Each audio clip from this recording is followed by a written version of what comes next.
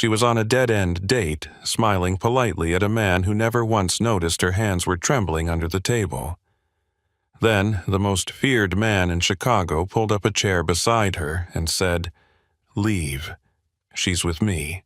But this is not just a story about a mafia boss claiming a woman in a restaurant.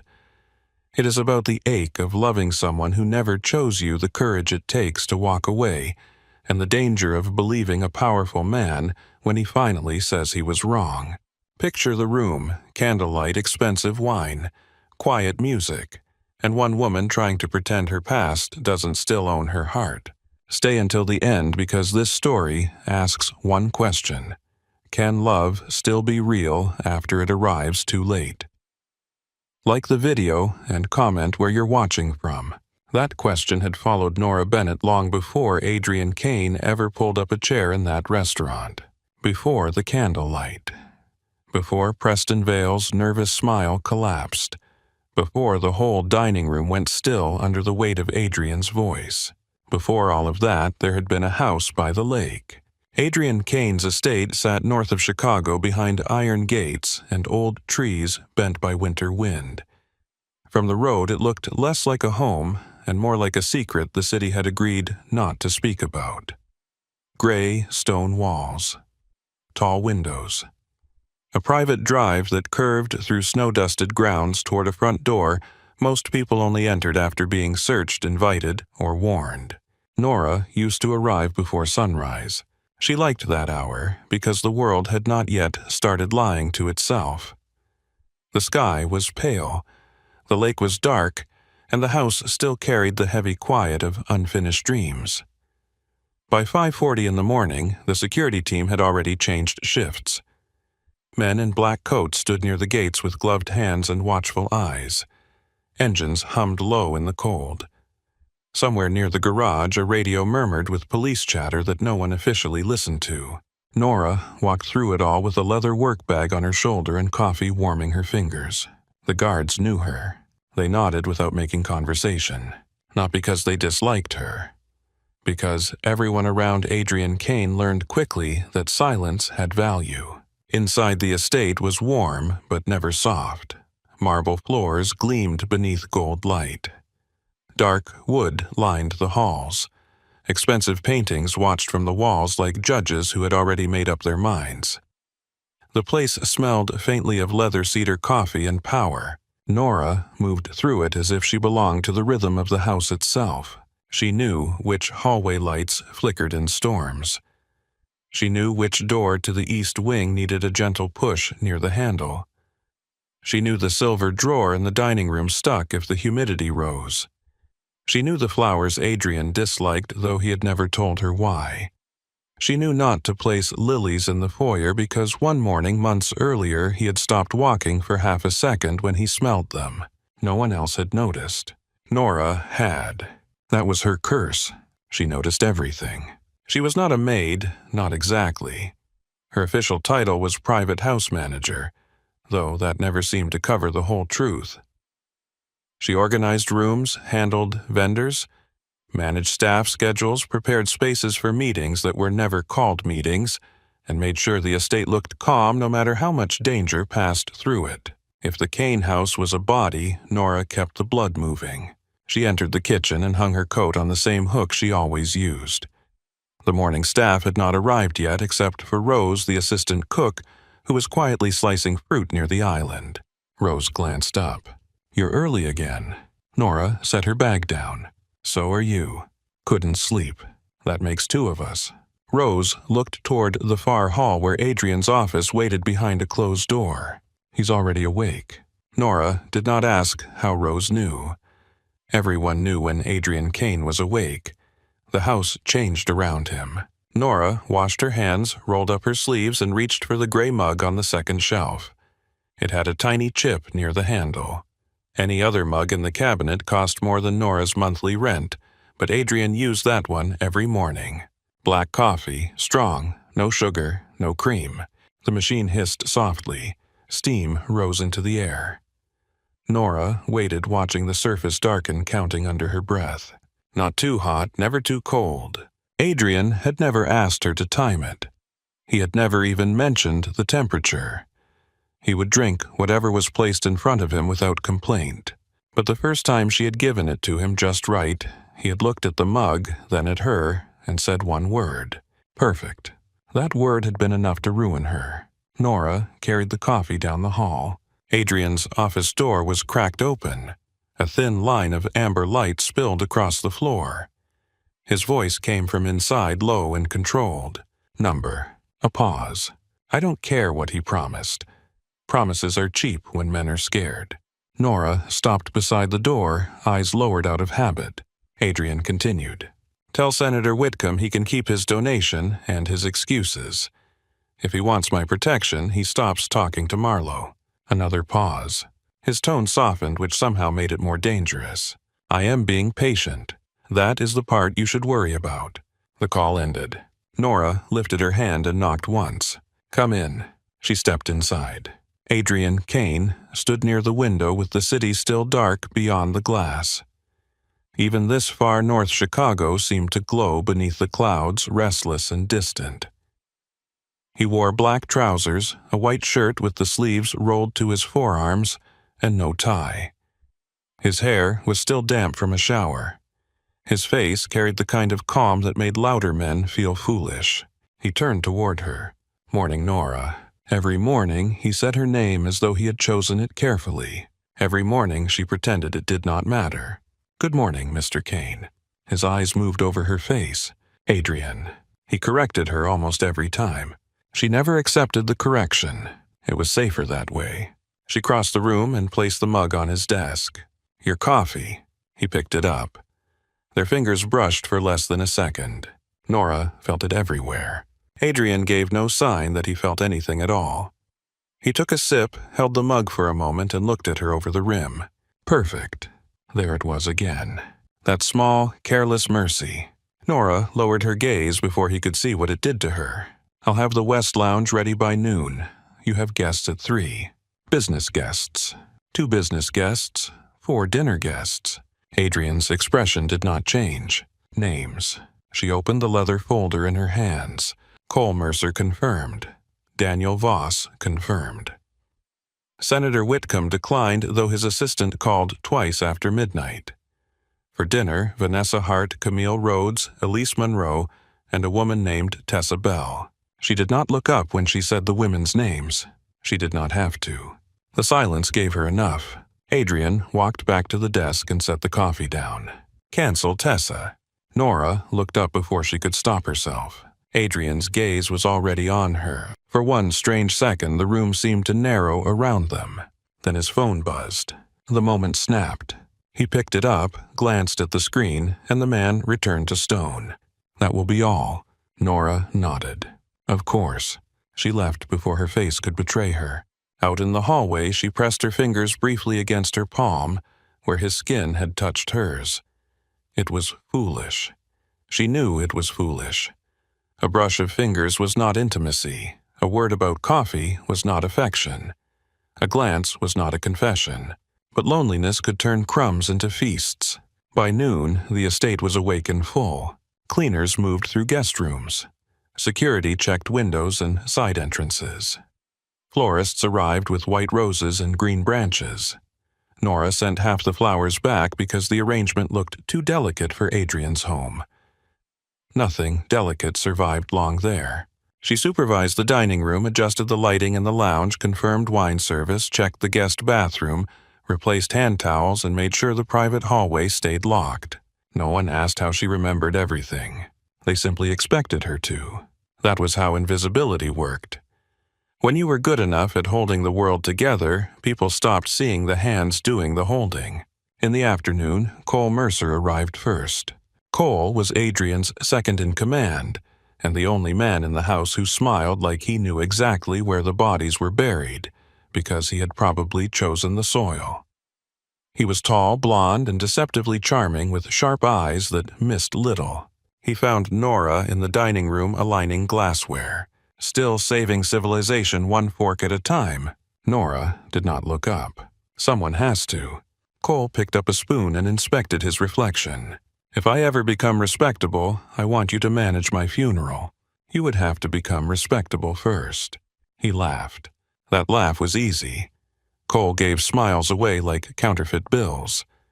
Adrian did not. Cole leaned against the doorway.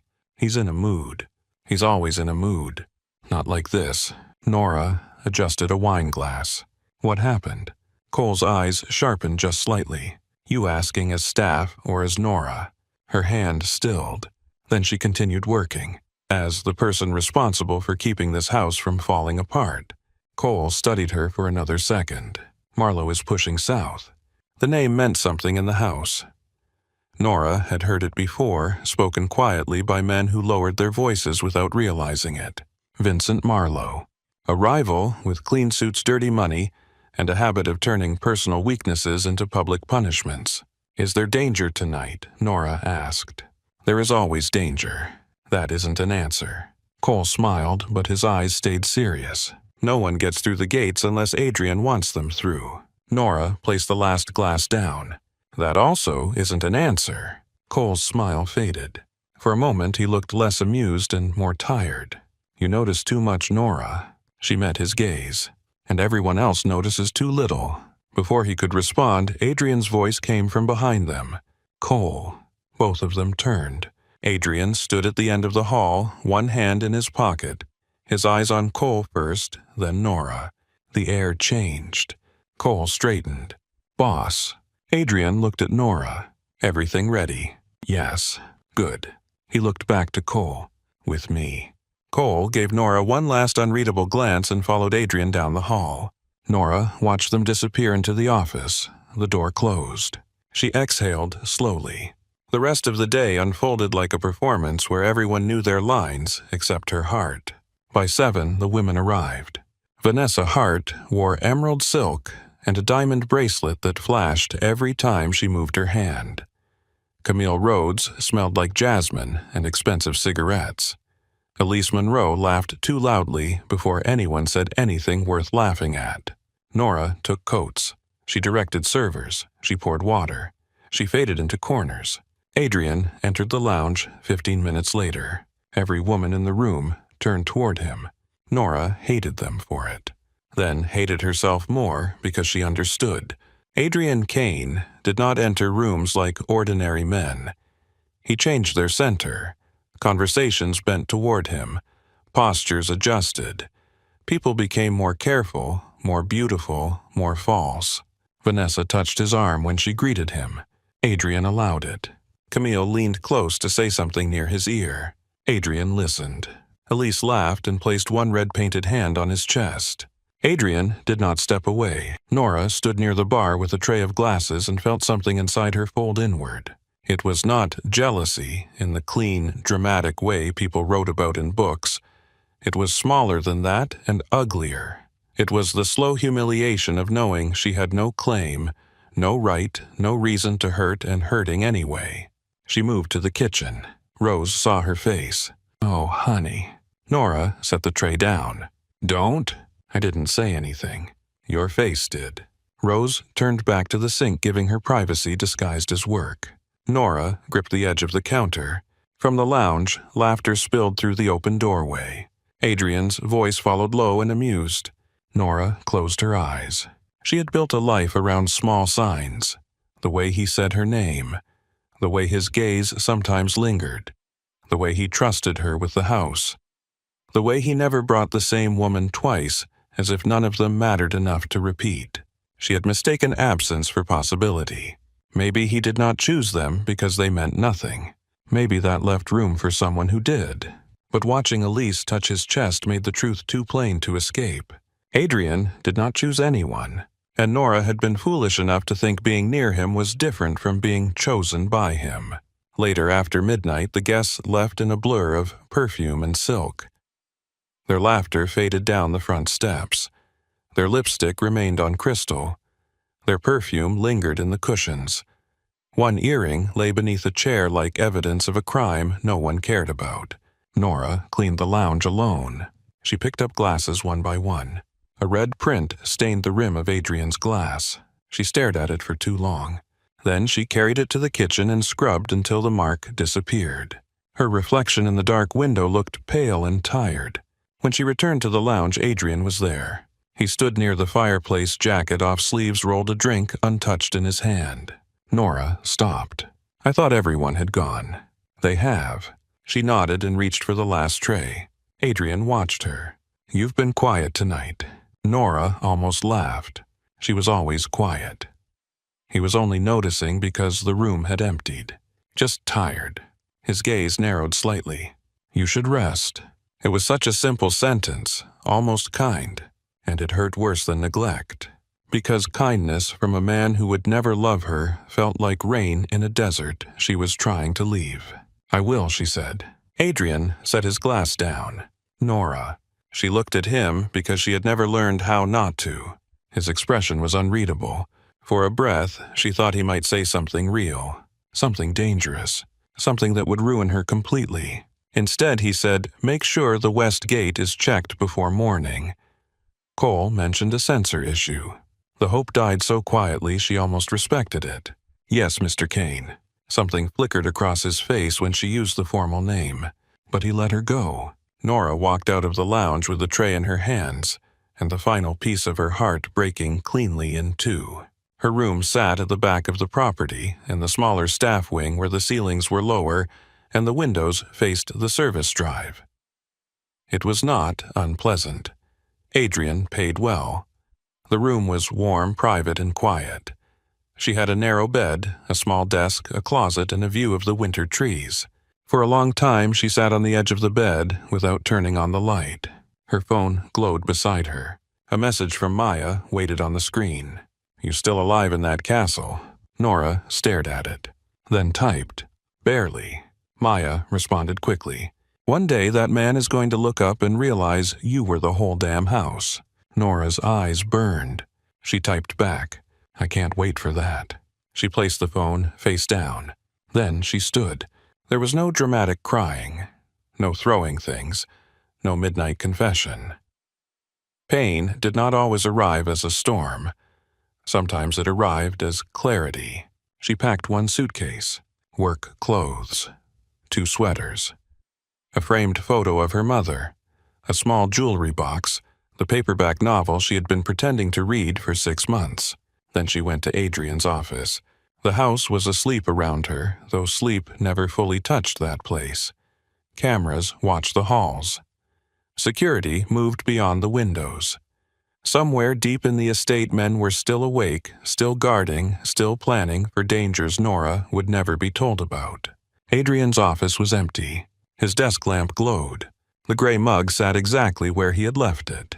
Nora looked at it for a long moment. Then she opened a drawer, took out a sheet of thick ivory paper, and wrote with a hand steadier than she felt, "Mr. Kane, thank you for the opportunity to work in your home. I am resigning from my position effective immediately. I wish you continued success. Nora Bennett." 3 sentences. Clean, professional, bloodless. A lie in perfect handwriting. She folded the paper once and placed it in the center of his desk. Her fingers hovered over the page. She wanted to add something. Anything. "I loved you. I waited. You never saw me. But no." If she gave him her pain, he might hold it gently for 1 minute and then still not know what to do with it. That would destroy her more than leaving. So she gave him nothing but dignity. At the front door, the night guard rose from his chair. "Miss Bennett." Nora adjusted her grip on the suitcase. "I'm leaving." His eyes moved to the bag. "At this hour?" "Yes." "Does Mr. Kane know?" Nora looked toward the dark hall leading to Adrian's office. "He will." The guard hesitated. "I can call a car." "No, thank you. It's cold." "I know." He opened the door because he had no reason not to.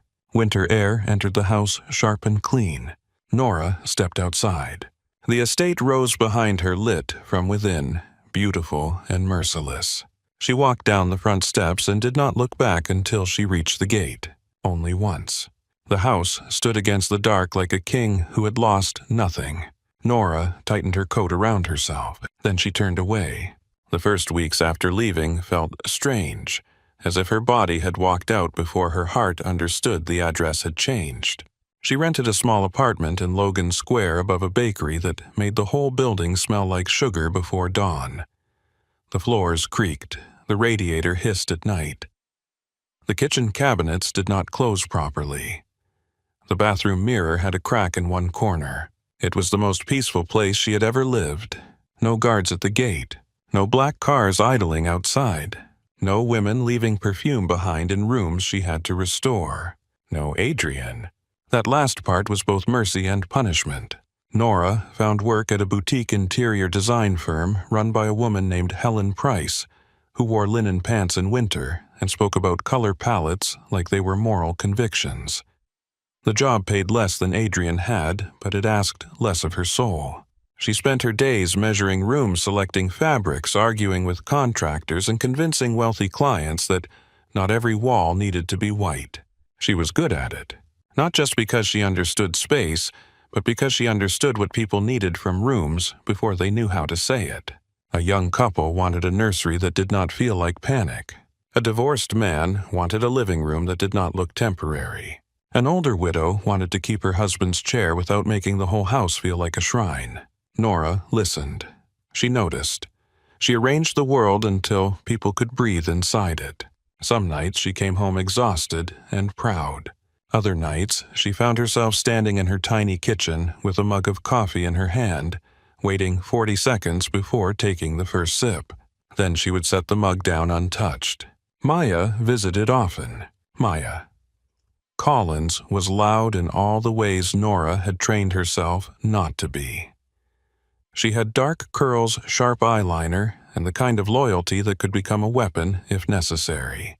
She worked as a nurse, which meant she had very little patience for men who caused emotional damage and called it complexity. She sat cross-legged on Nora's couch one Thursday night, eating takeout noodles straight from the carton. "You need to go out." Nora was folding laundry. "I went out yesterday. To buy detergent. That counts." It absolutely does not. Nora placed a sweater on the armchair. "I'm busy." "You're hiding." "I'm healing." "You can heal in a cute dress." Nora gave her a look. Maya pointed her fork at her. "Do not glare at me with those tragic Jane Eyre eyes. I am immune. I don't have tragic Jane Eyre eyes. You worked in a mansion for a dangerous man you loved in silence. You absolutely have tragic Jane Eyre eyes." Nora tried not to laugh and failed. Maya softened. "I'm not saying marry the next guy who buys you pasta. I'm saying, remember, there are men in the world who are not Adrian Kane." At the sound of his name, the room changed. Nora hated that it still could. She picked up another shirt and folded it slowly. "I know that." "Do you?" "Yes." Maya leaned back against the couch. "Then have dinner with Preston." Nora frowned. "Who is Preston?" "A friend of a friend." "Consultant, clean haircut, good shoes. Probably boring, but boring might be good for you. Your sales pitch needs work. Fine. He is emotionally available and has never ordered anyone buried in a cornfield." Nora stared at her. "Maya, what I'm assuming. You're enjoying this too much. I enjoy seeing you alive." That silenced her. Maya set the food down. "Nora, you left. That was brave. But if you keep living like your heart is still employed by that man, you didn't really get free." Nora looked toward the window. Outside, the city moved in streaks of red and white light. Ordinary people walked ordinary dogs. Someone laughed on the sidewalk below. A siren wailed far away and faded into traffic. A normal life was happening around her. She wanted to belong to it. "Just dinner?" Nora asked. Maya smiled carefully like she knew she had won, but did not want to scare her. "Just dinner." So Nora said yes. On Friday night, she stood in front of her closet for 20 minutes feeling ridiculous. She chose a black dress, then took it off because it reminded her of the dresses women wore at Adrian's parties. She chose green, then rejected it because Adrian had once paused when she wore that color. She finally put on a simple navy dress and a wool coat, then pulled her hair down because she had worn it pinned back for too many mornings in someone else's house. In the mirror, she looked like herself. Almost. Her phone buzzed. Maya had sent 3 messages. "Do not talk about Adrian. Do not compare him to Adrian. Do not leave in the first 10 minutes unless he says something unforgivable."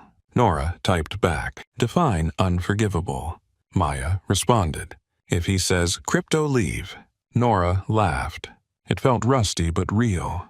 Preston Vale met her outside the bellwether with a smile that showed too many teeth. He was handsome in the safe, forgettable way of men who trusted tailoring more than character. Brown hair, smooth voice, expensive coat.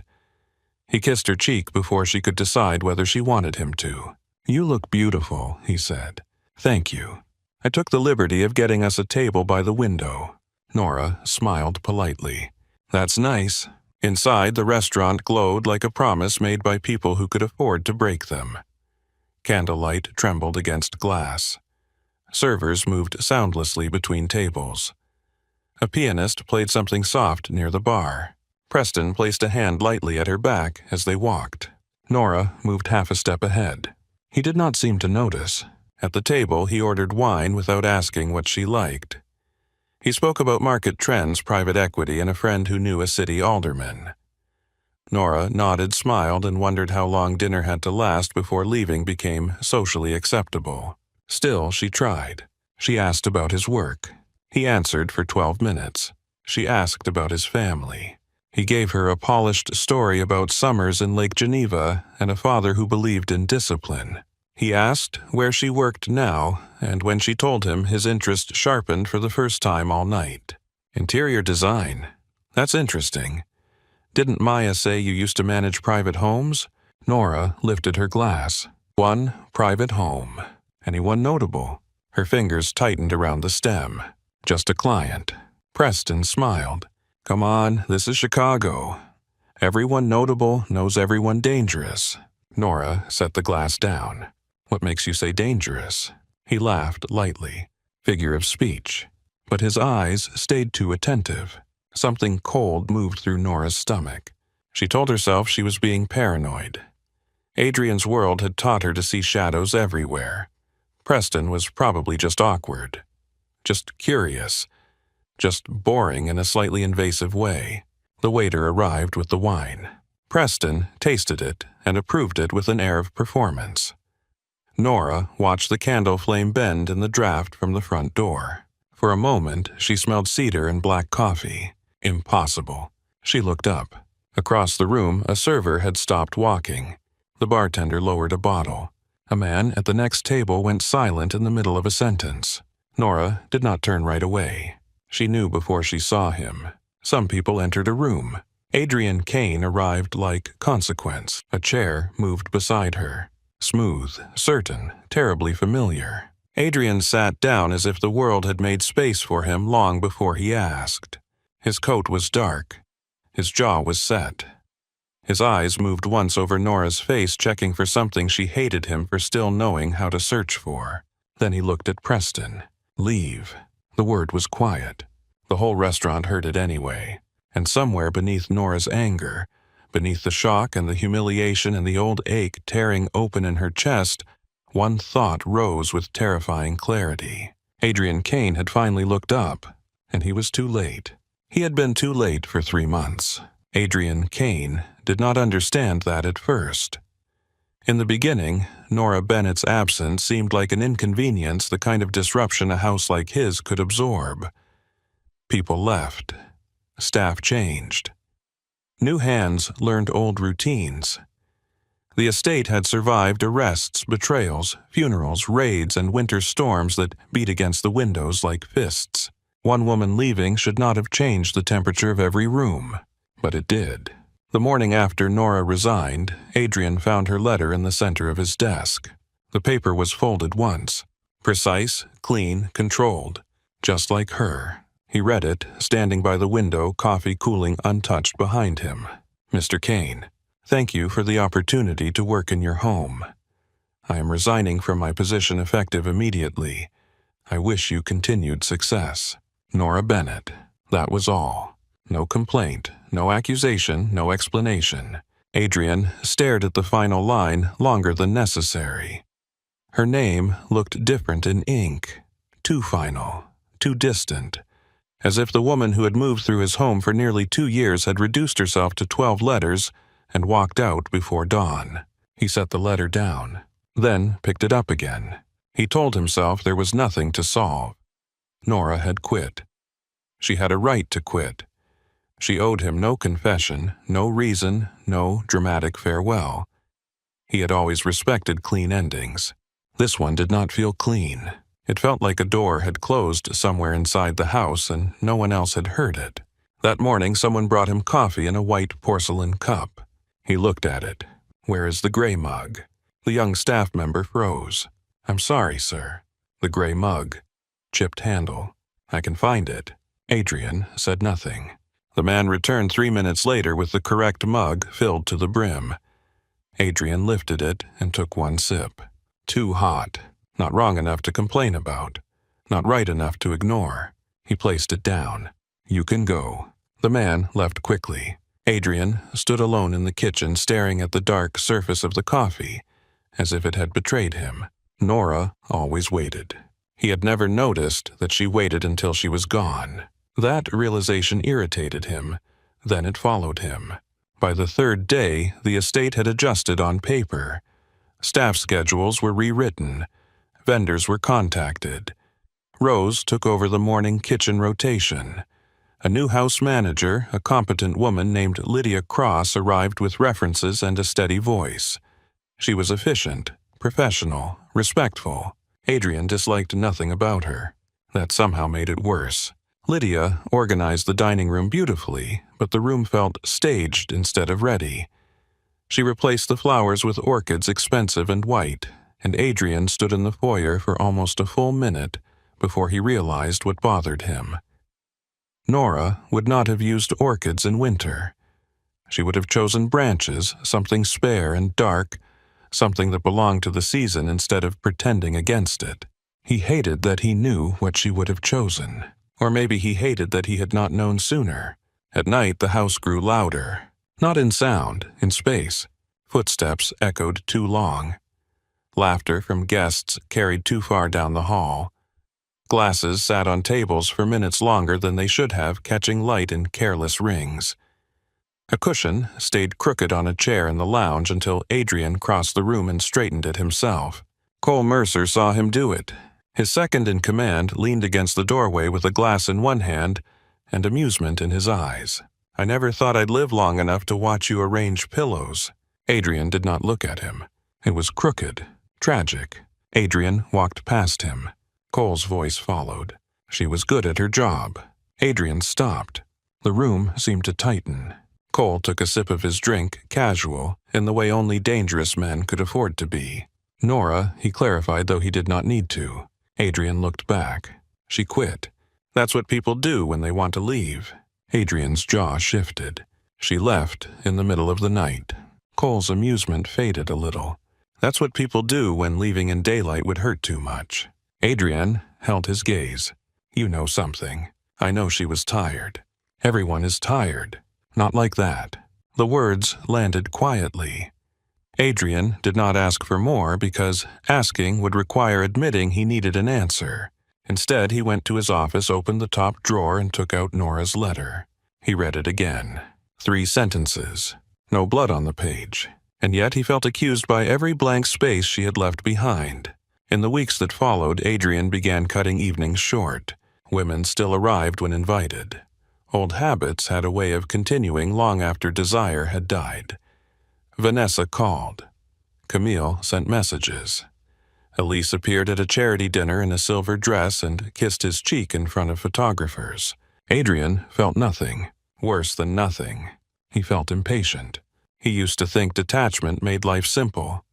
Temporary women. Temporary conversations. Temporary warmth. No promises, no openings, no names that could become weapons in someone else's mouth. It had worked for years. Then Nora left, and every temporary thing around him began to look cheap. At a private dinner near River North, Elise placed her hand over his and laughed at something he had not meant as a joke. Her perfume was sweet, heavy, expensive. Adrian looked at her fingers on his skin and saw Nora in the hallway carrying a tray of glasses, eyes lowered, shoulders straight. He pulled his hand away. Elise blinked. "Did I do something?" "No? Then why do you look like you want to leave?" "Because you are touching a place I did not know belonged to someone else." The thought came so clearly that Adrian went still. He stood. I have business." He left before dessert. In the car, Chicago blurred beyond the tinted glass. Wet streets, red lights, people hurrying beneath black umbrellas. His driver, Marcus, kept his eyes forward. Adrian's phone buzzed twice. He ignored it. The third buzz came from Cole. "You walked out on Elise Monroe. Should I send flowers or condolences?" Adrian typed nothing back. He looked down at his hand, the one Elise had touched, and closed it into a fist. He had not chosen Nora, that was true. But he had let her arrange his mornings, guard his silence, soften the edges of a life built from threats and debts. He had let her become necessary without ever giving her the dignity of being wanted. He had mistaken her quiet for comfort. He had mistaken her loyalty for permanence. He had mistaken his own fear for control. The first time he saw her again, it was by accident. At least that was what he told himself. He had a meeting downtown in a private room above a steakhouse, the kind of place where judges and criminals used different doors and pretended that mattered. The meeting ended badly, though no one raised their voice. Adrian disliked men who smiled while lying. He disliked them more when they were bad at it. By the time he stepped into the alley behind the building, evening had turned the city blue. Marcus opened the car door. Adrian was about to get in when a laugh cut through the street noise. Clear, warm, unguarded. He looked across the intersection. Nora stood outside a design studio with a canvas bag on her shoulder and a phone pressed to her ear. Her hair was down. The winter wind pushed it across her cheek. She wore a green coat, simple and soft, nothing like the black uniforms of his house. She laughed again. Adrian forgot to move. He had heard Nora laugh before. Small laughs, polite laughs. The careful kind people used around power. This was not that. This laugh belonged to a woman standing under city lights with no one waiting to command her. She looked lighter. The observation cut him more cleanly than any insult could have. Marcus followed his gaze. "Sir." Adrian said nothing. Nora ended her call and slipped the phone into her pocket. A young man from the studio stepped outside and handed her a rolled blueprint. She smiled at him. The man smiled back. Adrian felt something sharp move through his chest. Not anger, not yet. Something worse because it had no useful purpose. Jealousy was for boys and fools. Adrian had spent his life refusing emotions that weakened judgment. Still, he watched the man make Nora smile and wanted with sudden violence to know his name. "Should I pull around?" Marcus asked. No. Nora crossed the street when the light changed. She passed within 30 yards of the car and never looked toward it. For a moment, Adrian saw her face clearly. She looked tired but not broken. That should have relieved him. Instead, it made him understand that she had not left a job. She had escaped a version of herself that only existed near him. He got into the car. "Home," he said. That night, he did not sleep.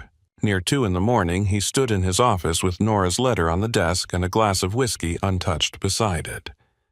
Snow pressed softly against the windows. The estate was quiet. Too quiet. Cole entered without knocking. Only Cole could get away with that. "You planning to stare that paper into confessing?" Adrian did not look up. "She works at a design firm now." Cole came closer. "You saw her?" "Yes." "And?" She laughed. Cole waited. Adrian hated him for understanding too fast. Cole said, "Good." Adrian looked at him then. "Is it?" "For her, yes." The answer was honest. It was also unwelcome. Adrian folded the letter along its original crease. "I want to know if she's safe." Cole's expression changed. "There it is." "What?" "The lie you're about to tell yourself." Adrian's eyes cooled. "Careful." Cole did not move. "I am. That's why I'm saying it now. If you send men after her because you miss her, call it what it is." Adrian's voice went quiet. "I don't miss people." Cole's mouth twisted. "No, you just keep their resignation letters in your desk and start hating coffee." For a moment, neither man spoke. Then Adrian looked away first. That was answer enough. The first photograph arrived 9 days later. It came in a plain envelope, no return address, delivered to one of Adrian's legitimate offices near the river. His name was typed on the front. No title, no threat. Inside was a picture of Nora leaving her apartment. She wore the green coat. The photo had been taken from across the street. At the bottom corner, stamped in black ink, was a small crown split by a blade. Vincent Marlowe. The room went still around Adrian. Cole, standing across from his desk, lost all trace of humor. "How old is it?" "2 days," Adrian said. "How do you know?" The bakery window behind her. "Tuesday special." Cole looked at him. Adrian ignored the look. He picked up the photo carefully by the edges. Marlowe was not a man who wasted gestures. If he sent a photograph, he wanted Adrian to know 2 things. He had found Nora, and he understood that she mattered, whether Adrian had admitted it or not. Cole said, "We need to move her." "No." Cole stared at him. "Number. If we move her without telling her, she becomes more visible. If we approach her, Marlowe knows the pressure point is real." "It is real." Adrian's eyes lifted. "I know." The words felt like glass in his mouth. He gave orders before his fear could distort them. Quiet detail. 2 cars rotating. No contact. No one enters her building. No one speaks to her. If she notices, they disappear. If there is a direct threat, they intervene. Cole studied him. "And if she finds out?" Adrian looked at the photograph again. "She'll hate me." "She may already." Adrian's face did not change. "No, if she hated me, the letter would have been longer." Cole said nothing. That was when the watching began. Adrian did not sit outside her apartment himself. He did not follow her through grocery stores or stand beneath her windows like a man in some cheap tragedy. He received reports because Marlowe had made Nora part of a game she had never agreed to play. But every report became a punishment. Nora left for work at 8:12. Nora bought tulips from a street vendor. Nora had lunch with a woman matching Maya Collins. Nora walked home alone after dark phone and hand keys threaded between her fingers. Nora smiled more on Thursdays. That detail stayed with him. On Thursday, she had dinner with Maya. One evening, Cole tossed a folder onto Adrian's desk. "You need to see this." Inside was Preston Vale. Consultant. Private equity. Clean records if no one looked closely. Too many meetings with companies Marlowe controlled through shells. A recent lunch with a man named Victor Sloan, one of Marlowe's collectors. 3 calls to a woman who worked at Nora's design firm. Adrian read the file once, then again. Cole said, "He asked about her time at your estate." Adrian's fingers stilled on the page. "How?" Carefully. Social questions. Did she work for anyone interesting? Did she leave on good terms? Did she know how the house was staffed? Adrian closed the folder. The room seemed to lose warmth. Where is he now? Scheduled for dinner tomorrow night. With Nora? Yes. Adrian stood. Cole watched him with caution. "What are you going to do?" "Nothing." Cole's eyebrows lifted. "Nothing. If I move before I know his purpose, Marlowe learns what he wants to learn. And if he hurts her..." Adrian's gaze sharpened. "He won't." The words were calm, but Cole took one step back anyway. The next evening, Adrian told himself he was going to the Bellwether only to observe. He sat in the car across from the restaurant for 12 minutes, watching couples enter under the warm gold awning. Snow melted on the curb. Steam rose from sewer grates. Chicago moved around him indifferent and alive. Marcus kept the engine running. Cole sat beside Adrian in the back seat silent until silence became useless. "You know, this is a bad idea." Adrian looked through the window. "Yes." "Still going in?" "Yes." "Because of Marlowe." Adrian did not answer. Cole sighed. "Right." Inside the restaurant, Adrian spotted her immediately. Nora sat near the window in a navy dress, her hair loose over her shoulders. Candlelight touched her face. Preston sat across from her, leaning too far forward, smiling too much. Nora smiled back. Not real. Adrian knew that smile. He had seen it in his own lounge in his own halls on nights when she carried pain like a tray no one offered to take from her hands. Preston said something. Nora's fingers tightened around her glass. Then Preston reached across the table, his hand landing near hers. Not touching. Close enough. Adrian's restraint, the thing he had spent his life sharpening, failed in one clean instant. He crossed the restaurant. The room noticed him before Nora did. Good. Let them notice. Let Preston understand. Adrian pulled out the empty chair beside Nora and sat down. Preston looked confused for 1 second, then irritated. Nora went still. Adrian looked at the man who had been sent to measure her usefulness. Leave. Preston's face changed. A flash of recognition quickly hidden. There it was. Adrian had been right. He hated that being right did not make him less guilty. Nora turned toward him, anger already rising in her eyes. She looked beautiful when she was angry. Alive, untouchable, and not his. Especially not his. Preston tried to laugh. Who the hell are you? Adrian held his gaze.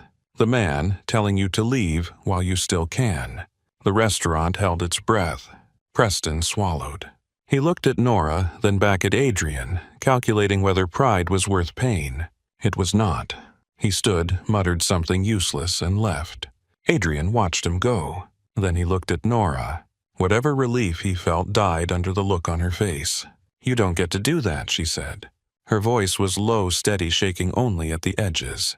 Adrian knew with sudden clarity that he had protected her in the one way most likely to wound her. He had stepped between her and danger, but he had done it like a man claiming territory, like his father would have. The thought sickened him. I know, he said, but knowing was not enough. Nora left the table, then the restaurant, then him. This time he followed only as far as the sidewalk. The city cold wrapped around them.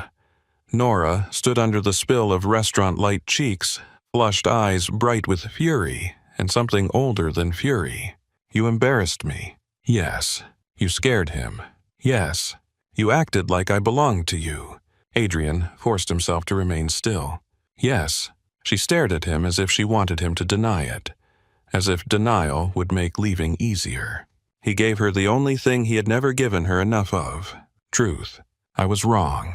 The words changed her face for half a breath. Then pain covered the surprise. You were wrong 3 months ago. The sentence struck harder than a blade because it entered cleanly and stayed. Adrian said nothing. Nora looked away toward the street, toward the black cars, toward the life he had dragged behind him like a shadow. You let me leave. His voice came rougher than he intended. I thought letting you go was respect. She laughed once. No humor in it. No, it was indifference. There were men Adrian had killed for less than that word. From Nora, he accepted it because it was true enough to bleed. He took one careful step forward, then stopped. I saw you, he said. Her eyes returned to him. No, she whispered. You noticed me. That's different. Adrian had no defense. The black car slowed near the curb. Marcus, watching. Ready. Loyal. Nora saw it and shook her head. Of course. Adrian followed her gaze and hated the whole architecture of his life in that moment. The cars, the men, the distance, the habits that made every tenderness look like a threat. I won't come closer, he said. You already did. Again true. She walked to her car alone. He followed several paces behind because she allowed that much and no more. At the driver's side door she stopped without turning. Why now? Adrian looked at her back, at the rigid line of her shoulders, at the woman who had once known the temperature of his coffee, and had learned to stop waiting for the temperature of his heart to change. He could have said Marlowe. He could have said Preston.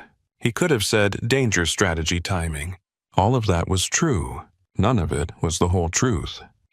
Because I saw you sitting across from another man, he said quietly, and for the first time I understood that my silence had not kept you near me. It had taught you how to live without me. Nora turned. Her face was pale in the streetlight. You don't get to be jealous. I know. You don't get to miss me after making me feel invisible. I know. Her voice broke then just slightly. You don't get to want me now because someone else looked. Adrian absorbed it. Every word. Every wound he had earned. No, he said. I don't. For a moment, the only sound was traffic moving over wet pavement. Then Nora opened her car door. Before she got in, she looked back at him. What do you want from me, Adrian? He had commanded rooms full of armed men, negotiated with politicians, buried enemies without raising his voice, built an empire out of discipline and fear. But there, on a Chicago sidewalk with Nora Bennett looking at him like he was both the wound and the hand reaching toward it, Adrian found no command that mattered. "A chance to tell you the truth," he said. Her fingers tightened on the car door. "All of it." He nodded. "All of it." Nora studied him for one long, painful second. Then she got into the car and closed the door. Adrian stood back as she drove away. Only when her taillights disappeared into traffic did he look at Cole, who had stepped out of the black car behind him. Cole's expression was unusually quiet. That went badly. Adrian kept his eyes on the street. "No." Cole frowned. Adrian reached into his coat and pulled out Preston's abandoned napkin, the one marked with Marlowe's symbol. He folded it once. Then he said, "That went honestly." The word felt unfamiliar. Necessary. By morning, Nora would have rules. Adrian would have answers. And for once in his life, he would not enter the room as a man who expected the world to move for him. He would sit across from the woman he had lost, place his hands where she could see them and listen. She wrote them in the Notes app on her phone while sitting at her kitchen table with a cup of coffee gone cold beside her. Outside her apartment window, Logan Square moved through its ordinary rhythm. A delivery truck groaned at the curb. Someone argued with a dog that refused to walk. The bakery downstairs sent warm sugar and butter into the stairwell like the world had not split open the night before. Nora stared at the words on her screen. Public place. No private room. No bodyguards at the table. No threats. No touching unless I allow it. No deciding what I need to know. No lies. She read them twice, then added one more. No calling me yours. Her thumb hovered over that last line. It should have made her angry. It did make her angry. But underneath the anger was a bruise she did not want to press. She had heard those words in the restaurant, and a foolish part of her had hurt because once in the loneliest corner of her heart she had wanted them. Not like that. Not in front of strangers, not as a command thrown across a table. But she had wanted to belong somewhere. To be chosen so completely that no other woman's perfume, no other laugh, no other late-night guest could make her feel replaceable. That was the dangerous truth. Adrian had said the wrong thing in the wrong way, but the wound had been older than the sentence. Her phone buzzed. A message from Maya lit the screen. "I need proof of life, and also proof you did not run away with the crime lord." Nora almost smiled. She typed back. "Alive, not running, meeting him for 1 hour." The response came instantly. "Nora." Nora closed her eyes for a second before replying. "Public place. My rules." Maya sent 3 dots, then stopped, then started again. "I trust you. I do not trust him." Nora looked at that sentence for a long time. Then she wrote, "Neither do I." That was why she was going. Not because she believed him. Because part of her needed to hear the truth from his mouth and watch what he did when she did not make it easy. The restaurant she chose was small and bright, tucked on a corner in Lincoln Park where families brought children after school and students drank coffee over open laptops. Not Adrian's world. No velvet curtains. No private entrance. No staff who went quiet when powerful men walked in. Just tables close enough that no one could lower their voice too far without being heard. Nora arrived 15 minutes early. She chose a table near the window with her back to the wall. That was something Adrian's world had taught her. Always know the door. Always know the exits. Always know who can reach you before you can stand. She hated that she still thought like that. She ordered sparkling water and kept her coat on. At exactly 7 o'clock, Adrian Kane entered. The cafe did not freeze this time. A woman near the counter glanced at him, then returned to her phone. A child dropped a spoon. The barista called someone named Ben for a latte. Adrian looked almost out of place under the warm yellow lights. He wore a dark coat, but not the armor of his suits. No visible guards came in behind him. No one hovered near the door. His hands were empty. He saw her immediately. He did not come straight to the table. He stopped a few feet away. "May I sit?"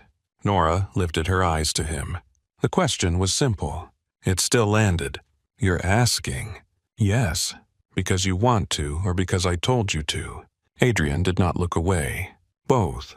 She studied him for another second, searching for impatience, irritation, the familiar edge of command. She found restraint. That was worse somehow. Restraint made him harder to hate. Sit. He did. For a moment, neither of them spoke. Adrian placed his phone face down on the table, then removed his hands from it and rested them where she could see them. Nora noticed. She hated that she noticed everything about him. You came alone? She asked. Yes. No men outside. One car 2 blocks away. Her expression cooled. Adrian's jaw tightened once. Not watching you, watching for Marlowe. That distinction matters more to you than it does to me. I know. She leaned back. You keep saying that. Because I keep meaning it. The barista called another name. A chair scraped nearby. Someone laughed softly at the next table. Ordinary sounds. Ordinary people. Nora gripped them like railings. She opened the Notes app and turned the phone toward him. These are the conditions. Adrian read without touching the phone. His expression barely moved, but his eyes slowed on the final line. No calling me yours. When he looked up, something like regret crossed his face. Agreed. That fast. Yes. You do not get to agree like this is a contract. It is not a contract. Then what is it? A boundary. Nora's throat tightened despite herself. And you know what to do with those. I am learning. She gave a small humorless laugh. You are not a man people usually teach. No. You are a man who gives orders. Yes. And last night you gave one to the wrong person. His voice lowered. Yes. There was no defense in him. No polished explanation. No attempt to soften the facts. It left Nora with nowhere to put the anger except where it belonged. Between them, she took a breath. Tell me about Preston. Adrian's gaze sharpened. His full name is Preston Vale, consultant. Money cleaner when the client pays enough. He has been seen with people tied to Vincent Marlowe. Last week he asked questions about you. What kind of questions? Where you worked? How long you worked for me? Whether you left angry? Her stomach turned. Nora looked out the window at a couple walking past with paper cups in their hands. Preston's smile came back to her, the way he had asked about dangerous people. The way his interest had sharpened when she mentioned private homes. She felt foolish. Adrian seemed to read the flicker on her face. You did nothing wrong. Her eyes snapped back to him. Do not do that. What? Do not make me feel managed. His mouth closed. She continued. I can be angry at him and still be angry at you. I can be scared and still not want you making decisions for me. You are right. The words came quietly. Nora looked down at her untouched water. I need to know how much you watched. Adrian went still. There it was.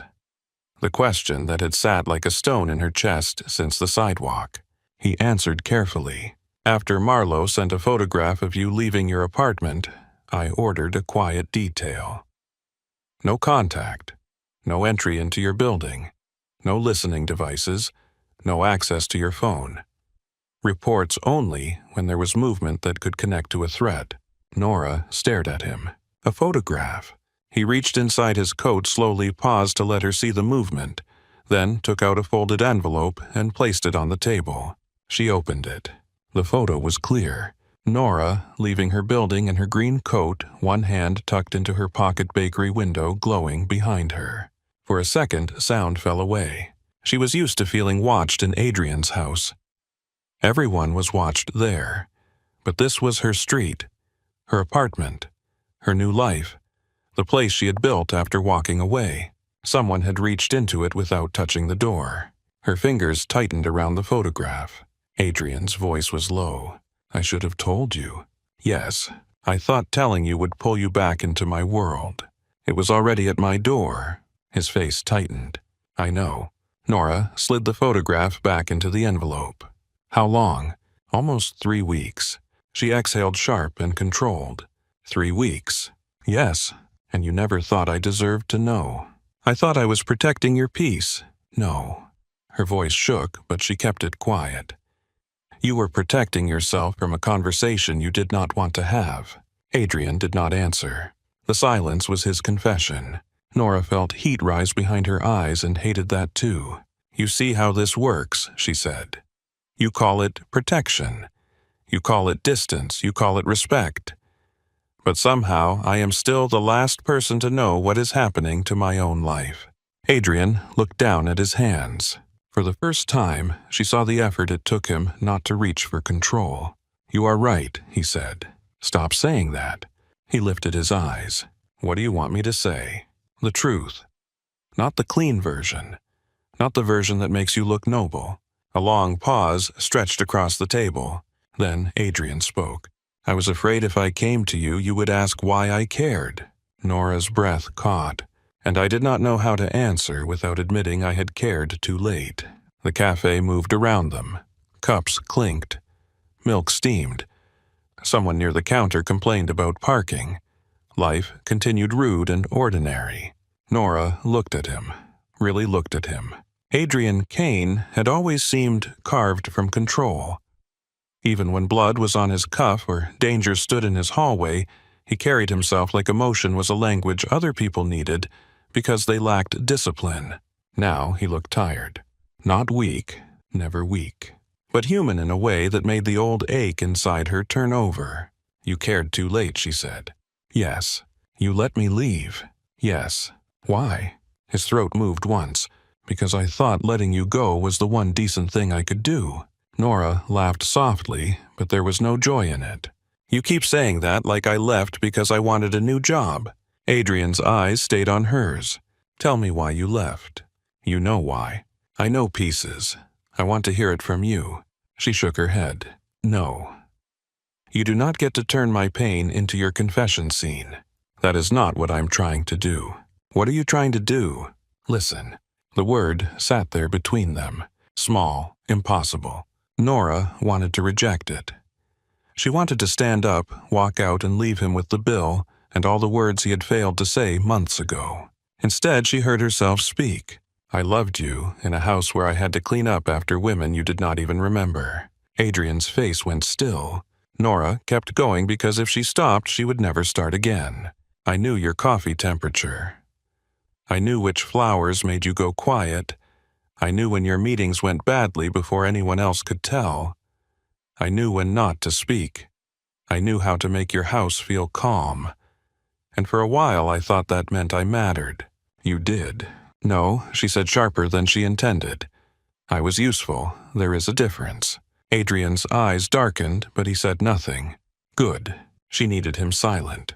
"I stayed because I kept thinking maybe one day you would look at me and realize I was not part of the furniture. Maybe you would stop bringing women into rooms I had prepared. Maybe you would ask me why I looked tired. Maybe you would say my name like it meant something outside your schedule." Her voice softened. "And then one night you asked me to check the West Gate after I had just spent 2 hours cleaning lipstick off your glasses." Adrian closed his eyes briefly. When he opened them, something had broken open behind the control. "I remember that night."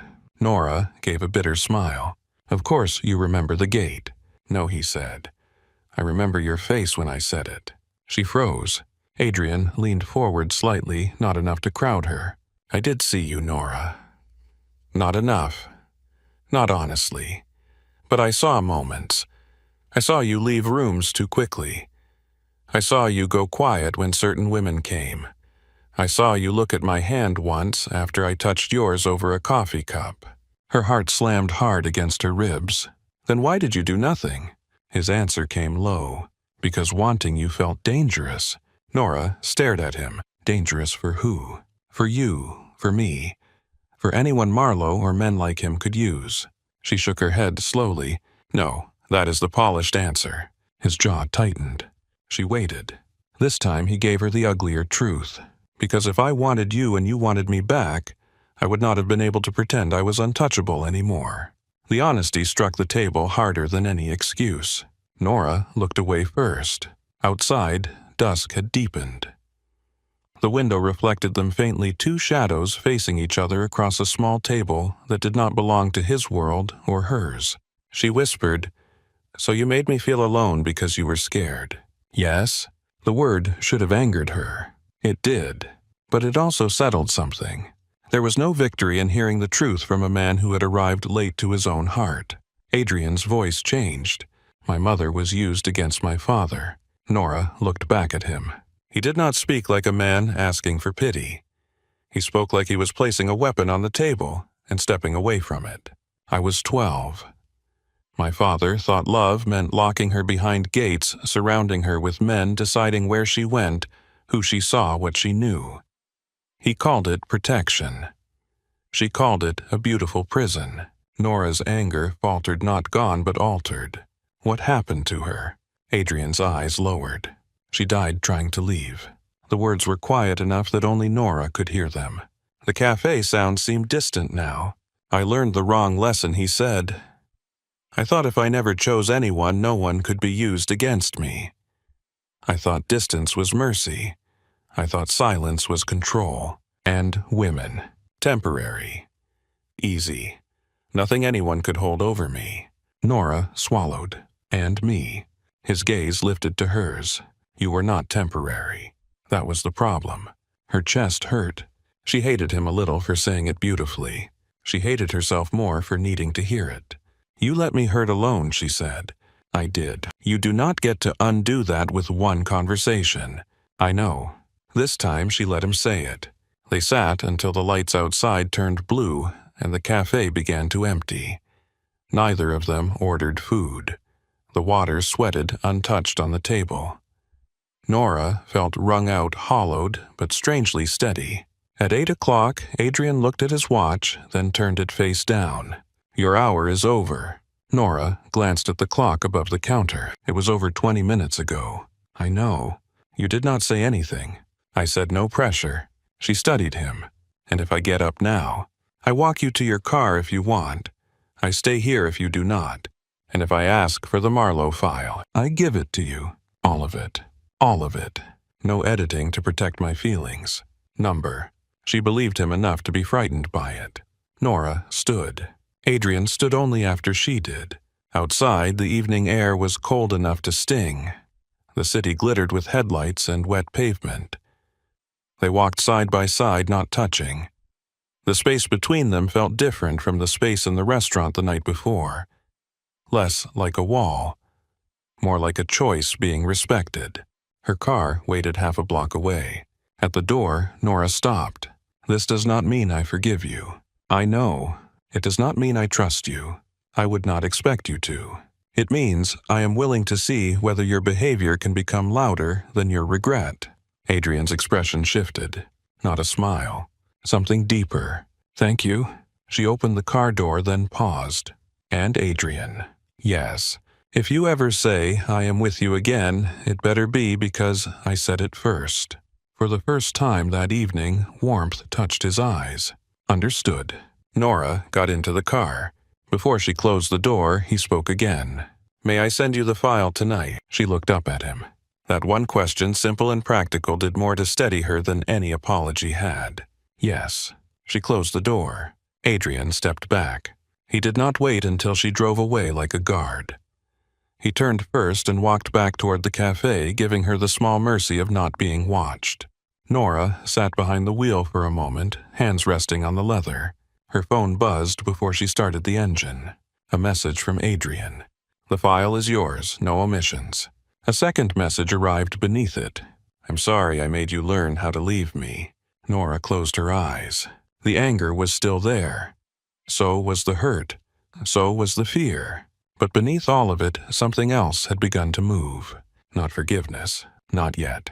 Something quieter. The dangerous possibility that Adrian Kane had finally stopped trying to own the room long enough to hear the woman standing in it. Nora did not open the file right away. She drove home through streets slick with winter rain, Adrian's words sitting beside her like a passenger she had not invited but could not ignore. I am sorry I made you learn how to leave me. The message glowed in her mind long after her phone went dark. By the time she reached her apartment, the bakery downstairs had closed. The windows were black, the sidewalk empty except for a woman in a red coat walking fast with her head down. Nora climbed the stairs slowly, each step giving her too much time to think. Inside, her apartment felt smaller than usual. Not unsafe, just small. She locked the door, then locked it again, because Adrian's world had taught her that one lock was only a suggestion. She dropped her keys into the blue ceramic bowl beside the door and stood there in the silence coat still on phone in her hand. The file waited in her messages. One attachment. No explanation. No pressure. She hated how much that mattered. Nora made tea she did not drink, sat at the kitchen table and opened it. Preston Vale's face appeared first. A professional headshot. Smooth hair. Confident smile. A man designed to look harmless in expensive rooms. Below it were dates, places' names, consulting contracts with shell companies, private dinners with men tied to Vincent Marlowe, phone records, photos from lobbies, parking garages, restaurants. One image showed Preston shaking hands with a broad-shouldered man Nora recognized from the restaurant file Adrian had attached beneath it. Victor Sloan, Marlowe's collector. Nora read the line twice. Collector sounded almost polite. The photos did not. There were pictures of Sloan outside a warehouse. Sloan beside a burned-out car. Sloan leaving a courthouse with 2 lawyers and no expression at all. Then came the notes about her. Preston had asked about her at the design firm. He had told one coworker he was interested in hiring her for a private home. He had asked another whether she was still connected to her former employer. He had asked Maya's friend if Nora was single, lonely, cautious, bitter. Nora pushed back from the table. The chair legs scraped the floor. Lonely. The word was buried in the report like a knife wrapped in paper. Not because it was untrue, because someone had been counting on it. She stood and paced the narrow kitchen, one hand pressed to her stomach.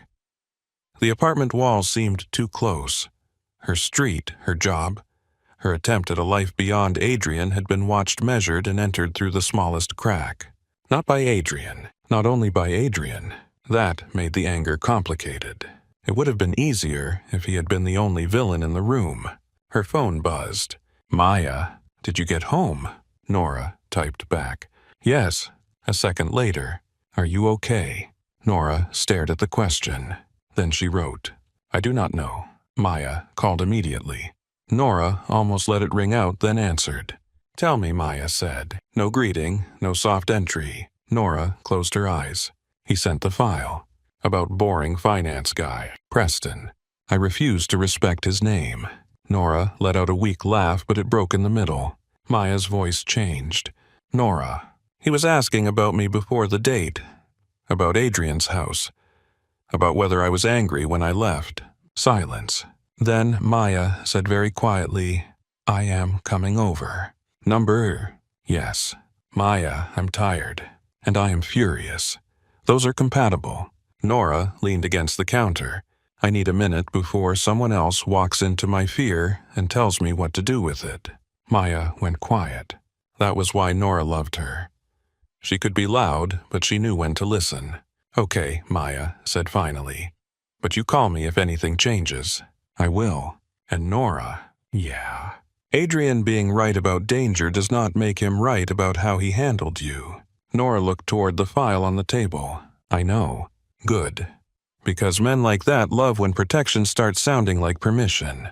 After they hung up, Nora sat alone for a long time. The tea cooled. The file remained open. Adrian had not lied. That should have comforted her. It did not. Truth could still arrive late enough to bruise. The next morning, Nora went to work because normal life was sometimes the only wall between a woman and panic. Helen Price was arguing with a client over marble samples when Nora arrived. "Nora," Helen said, waving her over. "Please explain to Mrs. Halden that black stone in a north-facing kitchen is not moody. It is a cry for help." Mrs. Halden looked offended. Nora set down her bag, studied the samples, and said, "It depends on whether you want the room to feel dramatic or expensive." Mrs. Halden softened. "Can it be both?" Helen whispered, "Traitor." Nora almost smiled. For a few hours, fabric and light and floor plans held her steady. She measured windows, reviewed a proposal, answered emails, and pretended the name Marlowe was not sitting under her skin. At lunch, she checked her phone. One message from Adrian. "I will not contact you today unless you ask me to." Cole will remain available if there is an urgent threat. You have his number in the file. That was all. No question. No demand. No careful emotional sentence designed to pull a response from her. Nora stared at it longer than necessary. Then she typed, "Thank you for the file." His reply came several minutes later, not instantly. "You are welcome." She set the phone down. Helen passed by with coffee and looked at her over the rim.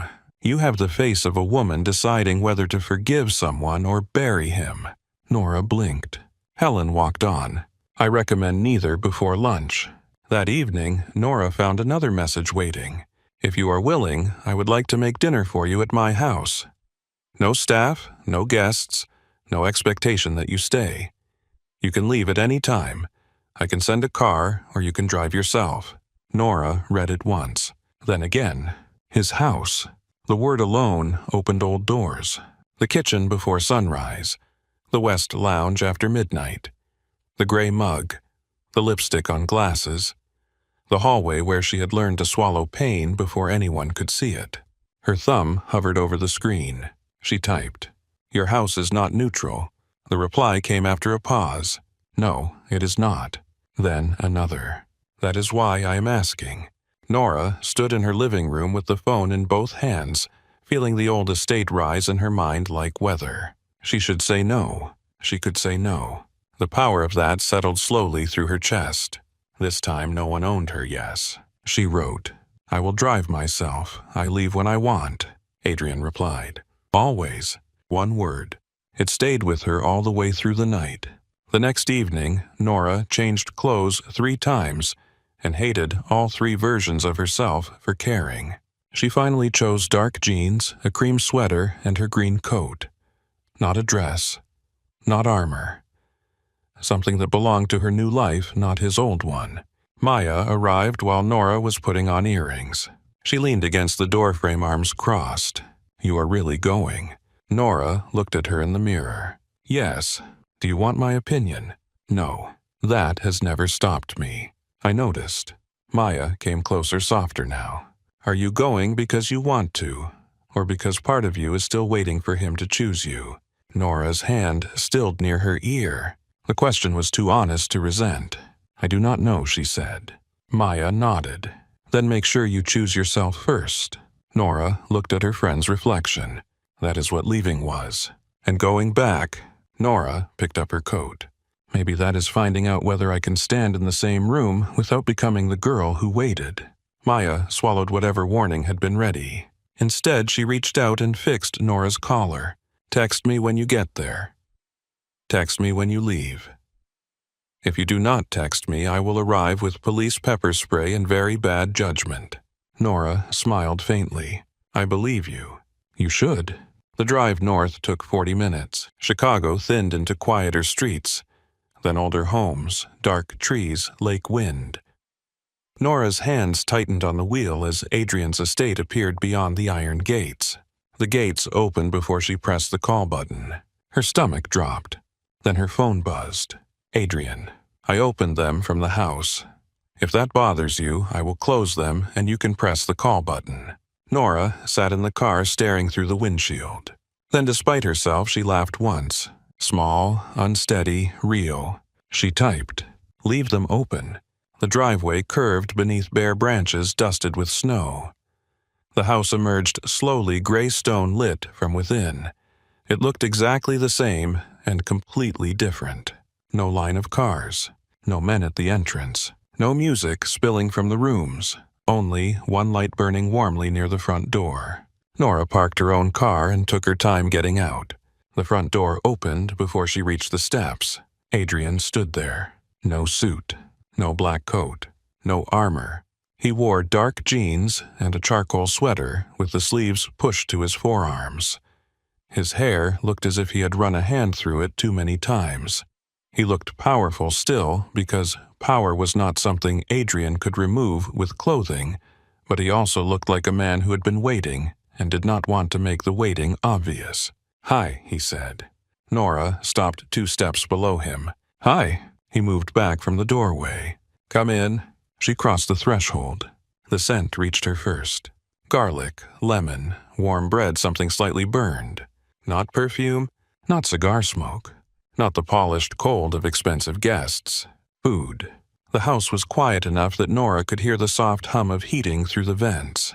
She looked around. The foyer had changed. No orchids. No dramatic arrangements. A shallow bowl of winter branches sat on the entry table. Simple, bare, beautiful. Nora touched one branch lightly. You changed the flowers. I remembered you hated the orchids. She looked at him. I hated that they looked afraid of winter. Adrian's mouth curved. That was exactly what you said to the florist once. You heard that? Yes, of course he had. That was the cruelty of it. Adrian had heard so much and understood so little. He seemed to see the thought cross her face. I am sorry, he said quietly. Nora removed her coat. Do not apologize for every memory. We will never make it to dinner. A flicker of humor touched his eyes. Dinner may not survive anyway. She glanced toward the kitchen. You cooked. I attempted. You are all about legal wording lately. I have excellent lawyers. Her laugh came easier than expected.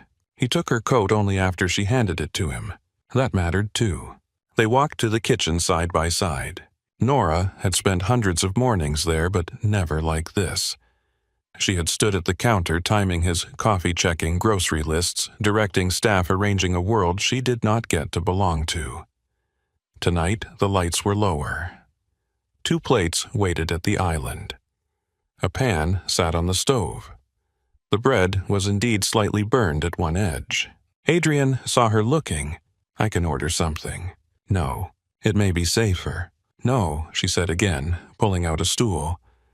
If I survived Preston's conversation, I can survive your chicken. He looked almost pleased. They ate at the island instead of the formal dining room. That choice loosened something in her. No long table, no silver service, no staff waiting in corners. Just 2 people, 2 plates, and a kitchen that had once held all the words she never said. The food was better than she expected. She told him so. Adrian narrowed his eyes. You sound surprised. I am trying to be gracious. You are failing.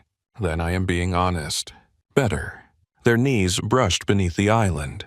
Both of them stilled. Nora looked down. Adrian did not move closer. He did not move away either. He waited, giving the moment back to her. Slowly, she let her knee remain where it was. Adrian's gaze lowered for 1 second, then returned to her face. The air changed. Not dramatically, not with music or thunder. With breath. Nora reached for her water glass at the same time he did. Their fingers touched. The contact was small. It hit like memory and want at once. Adrian's hand froze beneath hers. You okay? He asked. His voice had gone low. Nora looked at their hands. Yes. Only then did he move his fingers not to capture hers, but to give her space. She surprised herself by catching one of his fingers lightly before he could pull away completely. Adrian stopped breathing for half a second. Nora felt it. So did he. She released him first. Choice matters, she said softly. His eyes held hers. Yes. After dinner, Adrian cleared the plates himself. Nora watched from the island as he rinsed them, awkwardly, too much water splashing against the sink. You know there are people who can do that, she said. I know. Then why are you doing it? He did not look back. Because you used to. The answer entered her quietly, not as romance, as recognition. She looked away before her face softened too much. They moved to the living room with coffee. Nora noticed the gray mug was not in his hands. He had given it to her. She stared at it. Adrian sat in the chair opposite the couch, not beside her. I thought you might want that one. Her fingers curled around the chipped handle. You remember everything now. No, he said. I remember too late. The fire burned low in the hearth. Outside, the windows reflected the 2 of them in pieces.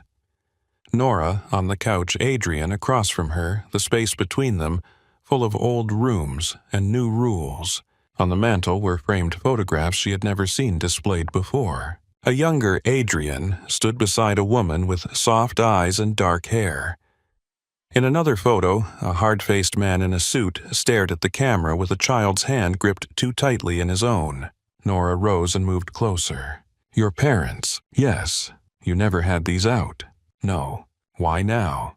Adrian looked into the fire. Because I used to think hiding what hurt made it powerless. Nora touched the edge of the frame, careful not to move it. Did it? No. She turned back to him. Tell me about her. Adrian was quiet for so long she thought he might refuse. Then he leaned forward, elbows on his knees, hands loosely clasped. My mother's name was Elena. Nora sat again this time at the other end of the couch. Still not beside him, but closer. She was not from my father's world, Adrian said. She was a pianist. She met him at a benefit dinner back when he still knew how to pretend he was only a businessman. Did she know what he was? Eventually. Nora waited. Adrian's gaze stayed on the fire. She loved him anyway. Or she loved the version of him she believed existed beneath everything else. My father mistook that love for loyalty he could own. Nora's chest tightened. When the Marlowes started pushing into my father's territory, they looked for weaknesses. Money, men, roots, family. My mother became the cleanest target. What happened? Adrian's jaw tightened. They took her once, only for 14 hours. My father got her back. The room seemed colder despite the fire. He never forgave the world for proving she could be taken. After that, he built gates around her life. Guards, drivers, rules. She could not see friends without approval. She could not play public concerts. She could not walk alone by the lake. He said it was protection. Nora's voice was quiet. What did she call it? Adrian looked at her then. A beautiful prison. The phrase struck something deep. Nora thought of the estate, the marble halls, the guarded gates, the rooms she had kept perfect while slowly disappearing inside them. She tried to leave Adrian said. Nora already knew the ending from his face. She waited until a storm, thought the cameras would be useless in the rain. She made it to the South Road before one of my father's enemies found her first. He stopped. Nora did not ask him to continue. After a moment, he did anyway. I was 12. My father told me love had killed her, that if she had trusted him, if she had stayed where he put her, she would have lived. His voice did not break. That made it worse. For years, I believed the opposite, and the same thing at once. I hated him for caging her. I hated love for making the cage possible. So I decided not to love anyone enough to build one. Nora looked down at the mug in her hands. And then you built distance instead. Yes, with other women between you and anything real. Yes. With silence. Yes. With me. His eyes closed briefly. Yes? She nodded slowly. I understand why you're afraid. He looked at her. But your fear still made me bleed. Adrian absorbed the words. I know. She did not stop him this time. He moved from the chair to the opposite end of the couch. Slowly, clearly, leaving space. I cannot undo what I did. No, I cannot ask you to forget. Number. I can tell you the truth before I act. I can stop calling control protection. I can let you decide what risks belong to you. Nora watched him. And can you do that when you are scared? The question landed exactly where she meant it to. Adrian did not answer quickly. I do not know, he said. Her heart sank a little. Then he added, but I want to become the kind of man who can. That was not the answer of a man trying to win. It was the answer of a man looking at his own damage without dressing it up. Nora set the mug on the table. I'm scared too. Adrian's gaze softened. Of Marlowe. Of you. He went still. She continued before he could speak. Not because I think you will hurt me on purpose. Because I know how easy it is for me to make excuses for you. I know how quickly I remember the good parts when you are sitting close enough to touch. I know I loved you long before you deserved it. His face tightened with pain. You should not have had to. No, I should not. The fire cracked softly. Then Nora reached across the space between them and placed her hand on his forearm. Adrian froze. She felt the tension lock through him, not resistance but restraint. You always do that, she whispered. What? Go still when I touch you. His voice dropped. I am afraid of moving too fast. Then ask. His eyes lifted to hers. The room narrowed. Outside, Wendy pressed against the windows.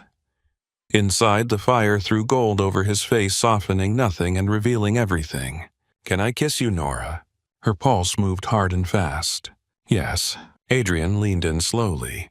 So slowly, she had time to change her mind. She did not. The kiss was careful at first.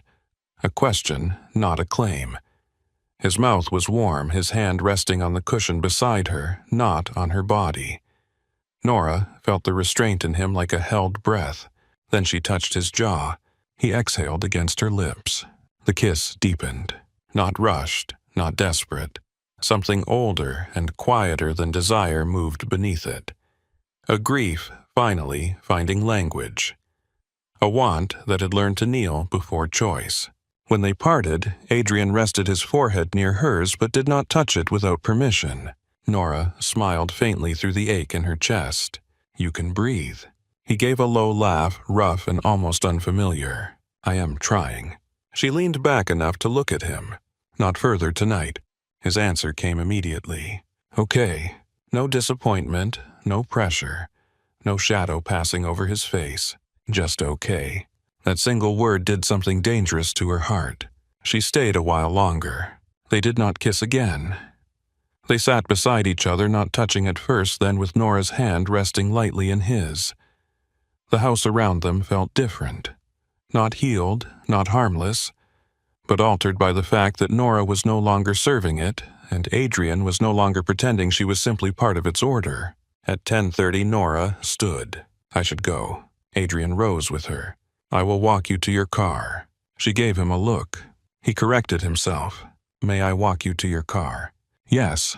At the door, he helped her with her coat because she handed it to him. Outside, the air was cold and clear.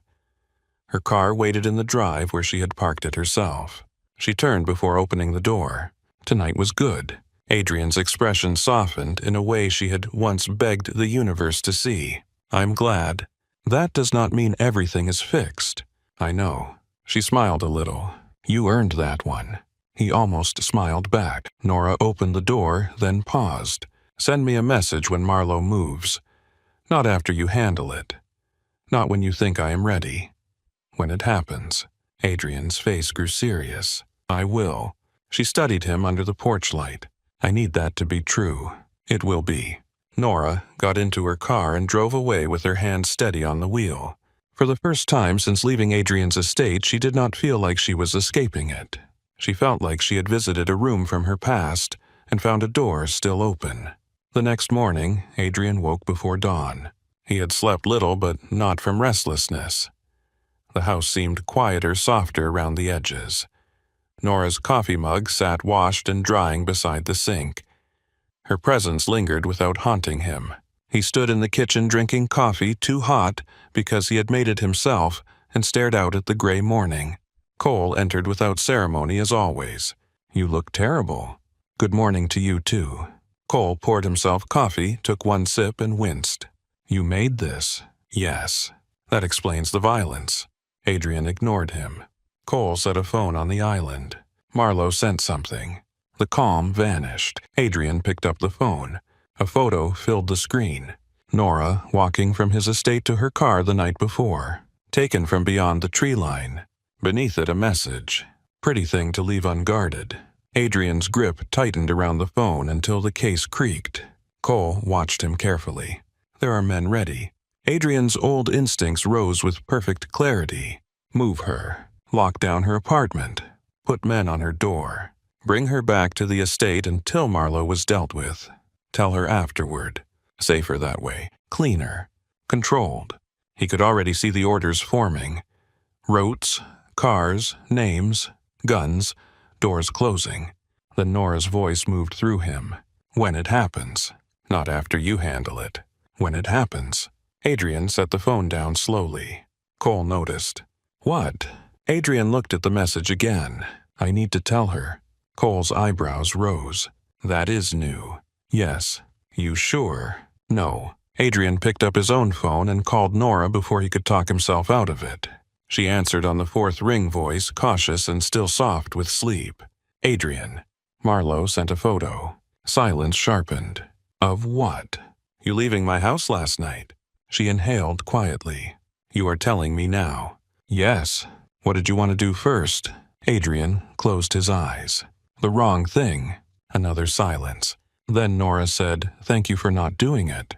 The words hit him harder than praise should have. I can send the photo. Send it. I can also send options. Your apartment, my house, a hotel under your name, a hotel under no name. Police, if you want that path.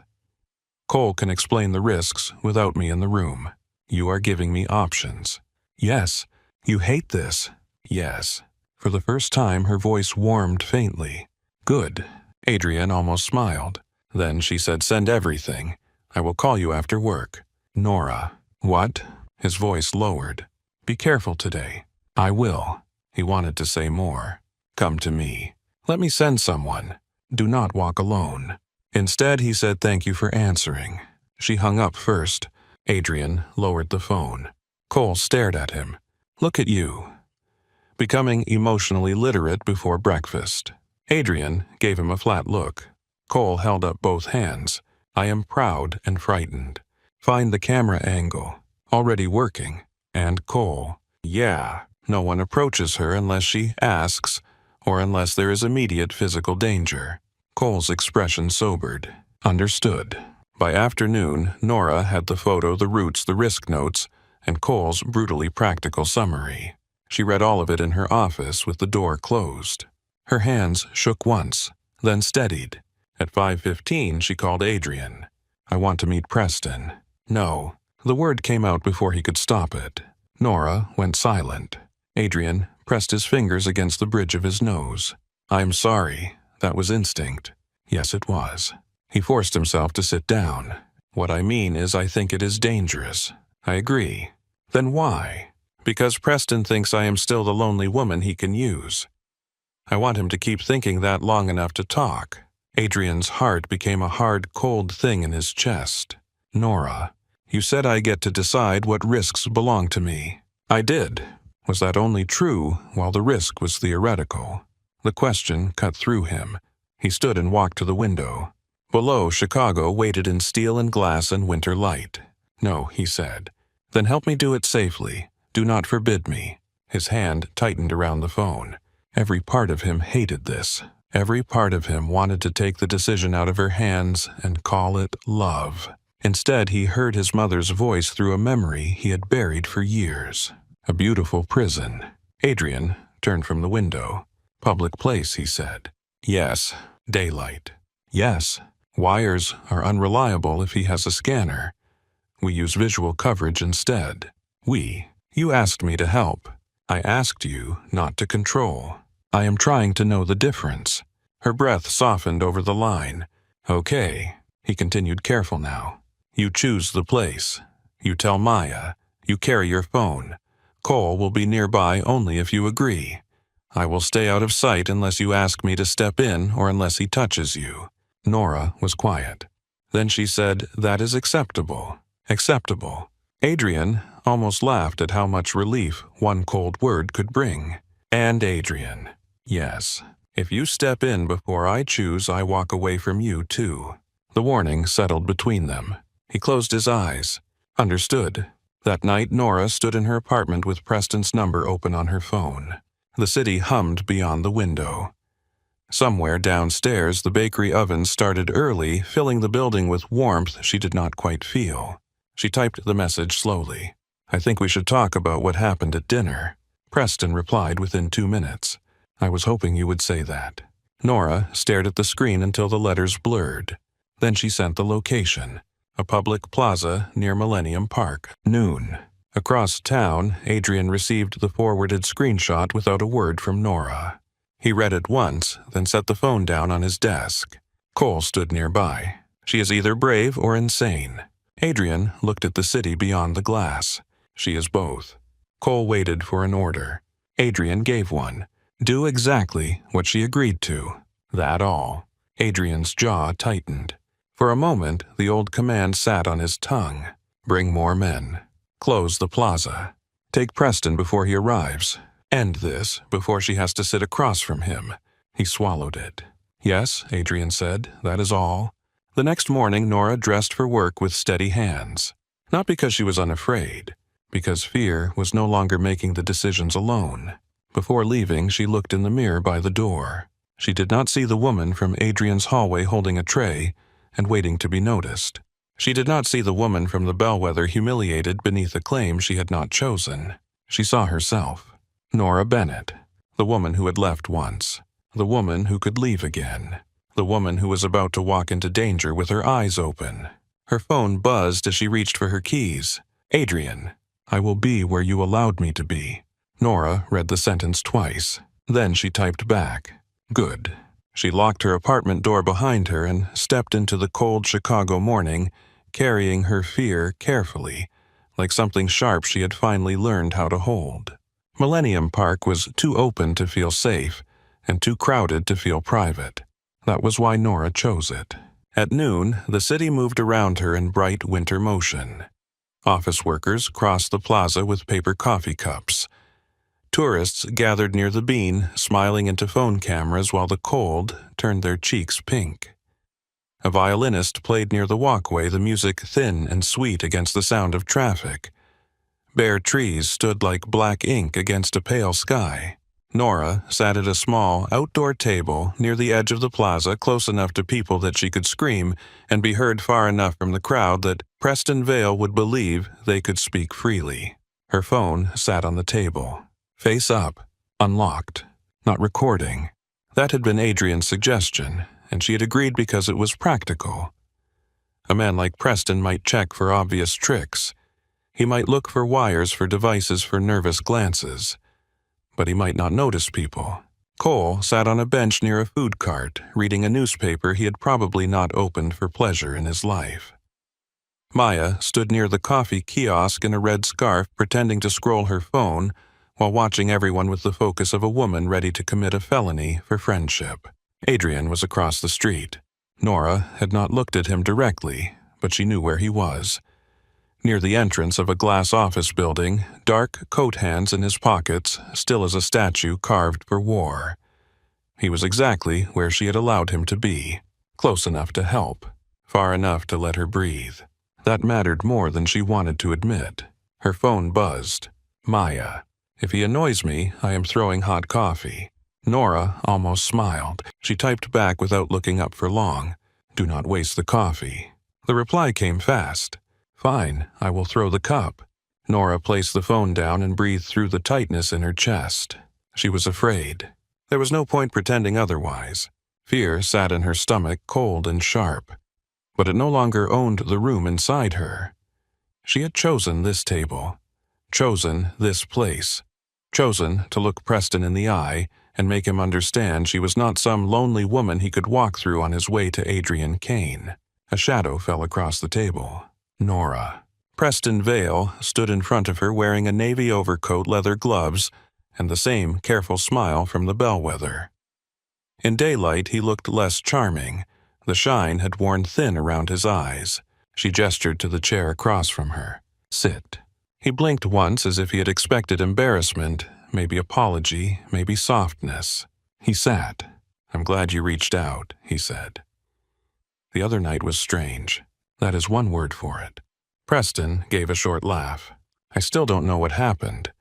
That man seemed unstable. Nora held his gaze. No, he didn't. His smile paused. What? He seemed dangerous, not unstable. There's a difference. Preston leaned back slowly. I guess you would know. There it was. The first crack. Nora folded her hands on the table. You asked people about me before our date. His expression shifted into practiced confusion. I asked Maya's friend if you were single. That's normal. You asked where I worked before Helen's firm. Conversation. You asked if I left Adrian Kane angry. His eyes sharpened and softened too quickly. Nora, I think you may be reading into things because of whatever history you have with him. She looked at him for a long moment. Then she reached into her bag and removed a photograph. She placed it on the table. Preston, with Victor Sloan outside a hotel near the river. Preston did not touch it. His face stayed calm, but the color changed beneath his skin. You should be careful where you get your information, he said. I am. His gaze flicked around the plaza. Small, fast. Nora saw it. He was looking for Adrian. Good. Let him wonder. She leaned forward slightly. Why did Vincent Marlowe send you? Preston's jaw tightened. You don't know what you're talking about. I know you wanted to know whether I was bitter enough to hurt Adrian. He laughed, but this time it sounded thinner. And are you? Nora's pulse moved once hard. The question was a trap wrapped in curiosity. She answered with the truth because the truth was steadier than performance. I was hurt enough to leave. That does not make me useful to men like you. Preston's eyes narrowed. Men like me. Cowards who borrow power from worse men and call it strategy. His smile disappeared. Across the street, Adrian shifted. Only slightly. Nora saw it from the corner of her eye and did not look at him. This was her table. Preston lowered his voice. You have no idea what kind of man Adrian Kane is. I have a better idea than you do. He ruins people. He does. That answer caught Preston off guard. Nora continued. But he does not send strangers to dig through a woman's loneliness. Preston's fingers tapped once against the table. I was trying to help you. No, you were trying to open a door. His gaze hardened. Maybe I was trying to give you a chance to be on the winning side. Nora sat very still. The violinist's song changed nearby. A child laughed near the sculpture. A bus hissed at the curb. Preston leaned closer. Marlowe doesn't want to hurt you. That sounds like something men say right before they hurt someone. He wants information. Schedules, staff names, old routines. You know things you don't even realize you know. The cold in Nora's stomach spread. Her time in Adrian's house moved through her mind in fragments.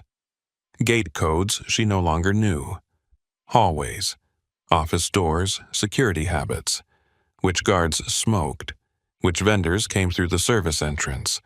Which rooms Adrian kept private. She had thought those memories were only wounds. Marlowe had seen them as weapons. Preston watched her absorb it. There it is, he said softly.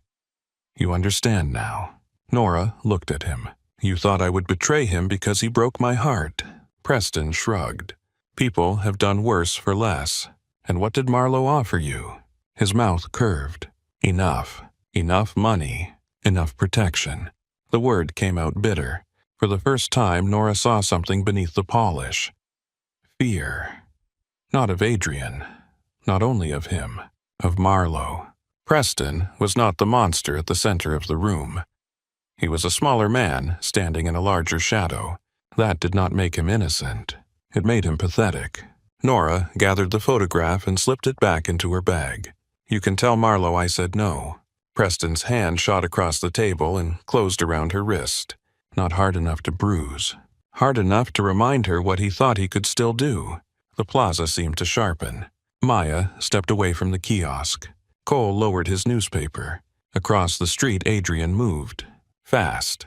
Nora lifted her free hand palm outward. Stop. Adrian stopped at the curb. Every line of his body fought the command. But he stopped.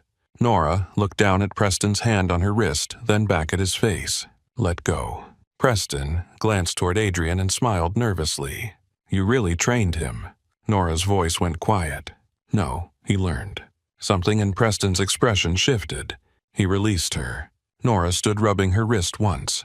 Adrian crossed the street only when she looked at him and gave the smallest nod.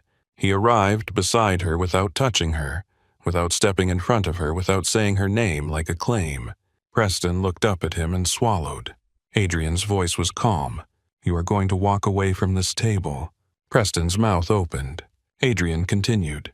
You are going to tell Vincent Marlowe that Nora Bennett is not available to him. You are going to leave Chicago before sunset. If you contact her again, I will not be the man you deal with first. Preston tried to laugh. Who will be? Maya appeared on Nora's other side, coffee cup in hand. Me. Preston looked at her confused. Maya smiled sweetly. I have access to needles and no fear of prison. Cole arrived last, folding the newspaper. Also me, he said. I have no medical training, so I'm less precise. Nora looked at both of them. This is not helping. It is emotionally helping, Maya said. For one breath against all reason, Nora laughed. The sound broke the tension in a way no threat could have. Adrian heard it and looked at her. Not like a man winning. Like a man grateful she was still laughing. Preston stood. This isn't over. Adrian's gaze returned to him. Yes, he said, it is. Preston walked away across the plaza, shoulders stiff, pride limping behind him. No one followed immediately. That was also part of Nora's agreement. She watched him disappear into the crowd. Only then did she turn to Adrian. You stopped. His eyes moved to her wrist. You told me to. I know. His jaw worked once. It was difficult. I know. She should not have smiled. She did anyway. Adrian looked as if the smile hurt him in the best possible way. Maya stepped closer and took Nora's wrist, gently inspecting it. I hate him. Preston. Yes. Also, all men by default until reviewed. Cole lifted a hand. I object. You are under review. Cole nodded. Fair. Nora pulled her wrist back softly. I'm okay. Adrian's voice was quiet. Are you... She looked at him, then at the plaza, then at the place where Preston had touched her. Yes, she said, because I handled it. Adrian absorbed that with a slow nod. Yes, you did. There was no correction, no masculine need to insert himself into her victory. No speech about how he could have ended it faster. Only recognition. It settled over her like warmth. Cole's phone buzzed. He checked it, and his expression changed. Boss. Adrian looked at him. Cole turned the screen. A message from one of their men. Preston Vale just entered a black sedan. Plates traced to Marlowe Shell Company. Adrian's face went cold. Nora saw the shift. The softness vanished, replaced by the man Chicago feared. But he still turned to her first. You should go with Maya. Nora lifted a brow. Should. He caught himself. I would like you to go with Maya. Cole can send you both the safest route. You can choose whether to take it. Maya glanced at Nora. I vote safest route because I enjoy being alive. Nora looked at Adrian. And you. I'm going to end Marlowe's interest in you. The words were quiet. Nora felt the old fear rise, not because she doubted the threat, but because Adrian's world still had doors she could not see behind. How? Adrian held her gaze. Not by hiding things from you. He took out his phone, typed something, then turned the screen toward her. A message to Cole Marcus and 2 other names. No action near Nora's apartment. No contact with her workplace. Pressure Marlowe's money routes only. Keep her informed through me unless she requests otherwise. Nora read it. The strange thing was not that he had sent it. The strange thing was that he showed her before pressing send. He waited. She nodded. Adrian sent it. A small action. A massive difference. Maya watched them both, her expression still wary, but less sharp. Okay, she said. That was almost healthy. I need a chair. The Marlowe problem did not explode. That was not Adrian's style. He did not start wars in the street when he could starve one quietly behind closed doors. Over the next 2 weeks, Nora learned more about power than she had ever wanted to know. Marlowe's trucking permit stalled under sudden inspections. A judge who had once taken his calls stopped answering. 2 accountants tied to his shell companies vanished into federal protection. A warehouse lease collapsed. A city contract disappeared. Men who had smiled beside Marlowe at steakhouse tables began finding reasons to be busy. Adrian told Nora what affected her. Not every bloody detail, she did not ask for those, but every decision that touched her life arrived before action, not after. One evening, as she sat in her apartment eating soup from a chipped bowl, her phone rang. Adrian. Marlowe was leaving Chicago. Nora put down the spoon. Leaving or being removed. A pause. Leaving by choice after the alternatives became unattractive. That sounds like something your lawyer wrote. It was mine. Your lawyer must be relieved. A faint warmth entered his voice. He often is. Nora leaned back in her chair. Is Preston with him? Preston is already in Miami. Will he come back? No. The certainty in his voice should have frightened her. It did not. Maybe because he had given her the truth before the certainty. Maybe because for the first time his protection had not felt like a locked door. Thank you for telling me, she said. Thank you for letting me. That sentence stayed with her. Weeks passed, then months. Not like a montage. Not like a clean transformation where pain dissolved because love had appeared with pretty words. There were still hard days. There were nights Nora woke from dreams of Adrian's house hearing laughter from rooms she could not enter. There were moments when a woman's perfume in an elevator made her chest tighten. There were times Adrian reached for control too quickly and had to stop himself mid-sentence. He did stop. That mattered. Once, after a charity event, a photographer called Nora Adrian's new girl. Nora stiffened. Adrian heard it. The old Adrian might have ignored it. The new Adrian turned to the photographer and said, "Her name is Nora Bennett." Then he looked at her. "Do you want to leave?" No anger, no performance. Just a question. She said yes. They left. Nora came to the estate for dinner and found the West Lounge filled with men talking business. The sound of male voices, whiskey glasses, and closed doors sent her body backward in time so fast she nearly dropped her bag. Adrian saw her face from across the room. He ended the meeting in 4 words. "Out, all of you." Nora should have been angry at the command. Instead, she walked into the hallway and waited. Adrian came out alone. "I'm sorry," he said. She shook her head. "You do not have to empty every room because I have a memory." "No, but I do have to stop pretending the room does not affect you." She looked at him. "Ask me what I need." His expression changed. Then he asked, "What do you need?" The answer surprised her. "Coffee." So they went to the kitchen. He made terrible coffee. She drank it anyway. Slowly, the estate changed. Not all at once. Not to suit a fantasy. It still had guards and locked rooms and men like Cole walking through at odd hours with blood on their cuffs and jokes on their tongues. It was still Adrian's world. But Nora no longer moved through it like staff. She kept her apartment. Adrian never asked her to give it up. She kept her job. He never asked her to work less. She kept her friendships, her routines, her own bank account, her own keys, her own ways of leaving when she wanted to leave. And in the estate, there began to be signs of her that had nothing to do with service. A book on the side table. A green scarf over a chair. Fabric samples spread across one corner of Adrian's office because she liked the light there in the afternoon. One drawer in his bedroom. Then 2. One morning, Adrian stood in the kitchen holding the gray mug. Nora came in wearing one of his sweaters and sleepy eyes. He handed her the coffee. She took a sip. Her brows lifted. Correct temperature. I waited 40 seconds. She stared at him. Adrian looked almost embarrassed. I should have known that mattered. Nora's fingers tightened around the mug. It did. I know. She smiled softly. That one is allowed. He smiled back. Truly. It changed his whole face. A year after the night at the Bellwether, Adrian asked Nora to dinner. She knew where before he said it. Maybe because of the way he watched her while asking. Maybe because some circles demanded to be closed by walking straight through them. The Bellwether, she said. Adrian's eyes searched her face. Only if you want to.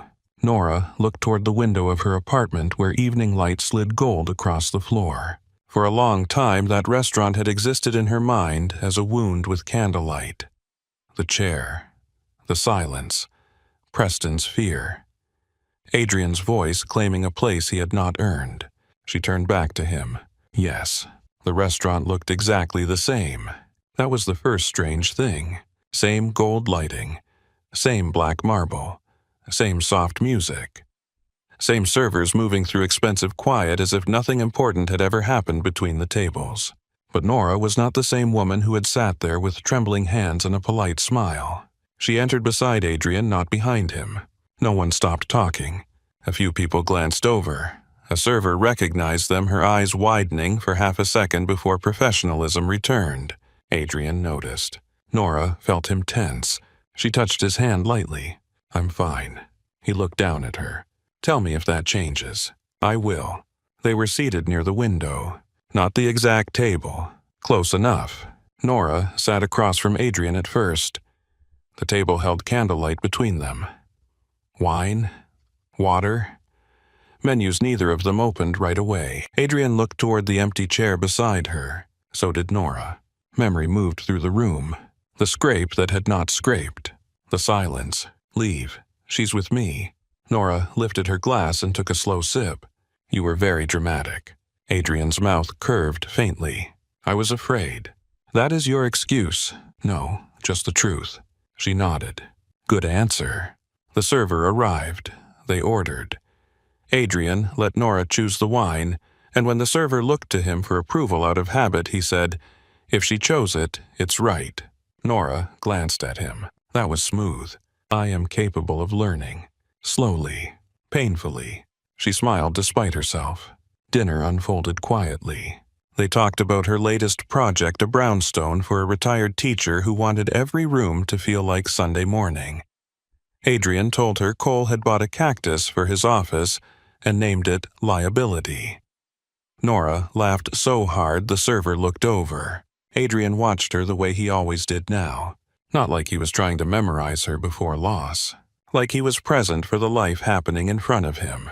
Halfway through dessert, Nora noticed a couple seated nearby. The woman looked uncomfortable while the man talked over her to the waiter, ordering for both of them without asking. Nora's fingers tightened around her fork. Adrian noticed, but did not turn it into a scene. What are you thinking? He asked. She watched the woman across the room. That I used to mistake silence for manners. Adrian followed her gaze. And now I think silence can be a place people hide because they are tired of not being heard. He looked back at her. I am listening. She met his eyes. I know. The words were simple. They filled the space between them. After dessert, the server cleared their plates. The empty chair beside Nora remained where it had always been, waiting like an old version of the story. Nora stood. Adrian rose immediately. She gave him a look. I'm not leaving. He sat back down slowly. Nora took the empty chair beside her with both hands and pulled it closer to Adrian's side of the table. This time the sound was soft against the floor. This time no one went silent. This time she moved the chair. Adrian watched her with an expression she had never seen from him in the old days. Awe, maybe. Or surrender. Nora sat beside him close enough that their shoulders nearly touched. His voice came low. You sure? She turned toward him. I'm not a woman you get to take, Adrian. I know. I am not your proof that you changed. Number. I am not your reward for finally feeling regret. His eyes held hers. Number. I am here because I want to be. The words settled into him. She saw it happen. Adrian turned his hand palm up on the table, not reaching, just offering. Nora placed her hand in his. His thumb brushed once over her knuckles. You were never mine because I said so, he said. Number. And you are not mine because you stayed. She watched his face. Then what am I? His answer came without hesitation. Nora. Her chest tightened. That was all she had wanted once. Not ownership, not worship, not a command in a room full of strangers. To be seen as herself. She leaned closer. Now you can say it. His eyes darkened with emotion. Say what? That I'm with you. Adrian's breath left him slowly. You're with me. Nora smiled. Because I chose to be. He lifted her hand and kissed her fingers, not for the room, not for anyone watching, but because the gesture belonged to the two of them. Then Nora kissed him, softly, openly, in the same restaurant where he had once tried to turn fear into a claim. When she pulled back, his forehead rested near hers. Thank you, he whispered. For what? For coming back to the table. Nora looked at the candlelight, the wine, the chair she had moved herself. Then she looked at him. I did not come back to the table. Adrian's eyes searched hers. I brought my own chair. For a second, he simply stared at her. Then he laughed. Low. Real. Free in a way that made her heart ache. Outside, snow began to fall over Chicago, softening the streets without hiding them. Cars moved slowly through the golden dark. People hurried past the windows with collars raised and hands tucked deep in their pockets. Inside, Nora sat beside Adrian Kane with her fingers linked through his.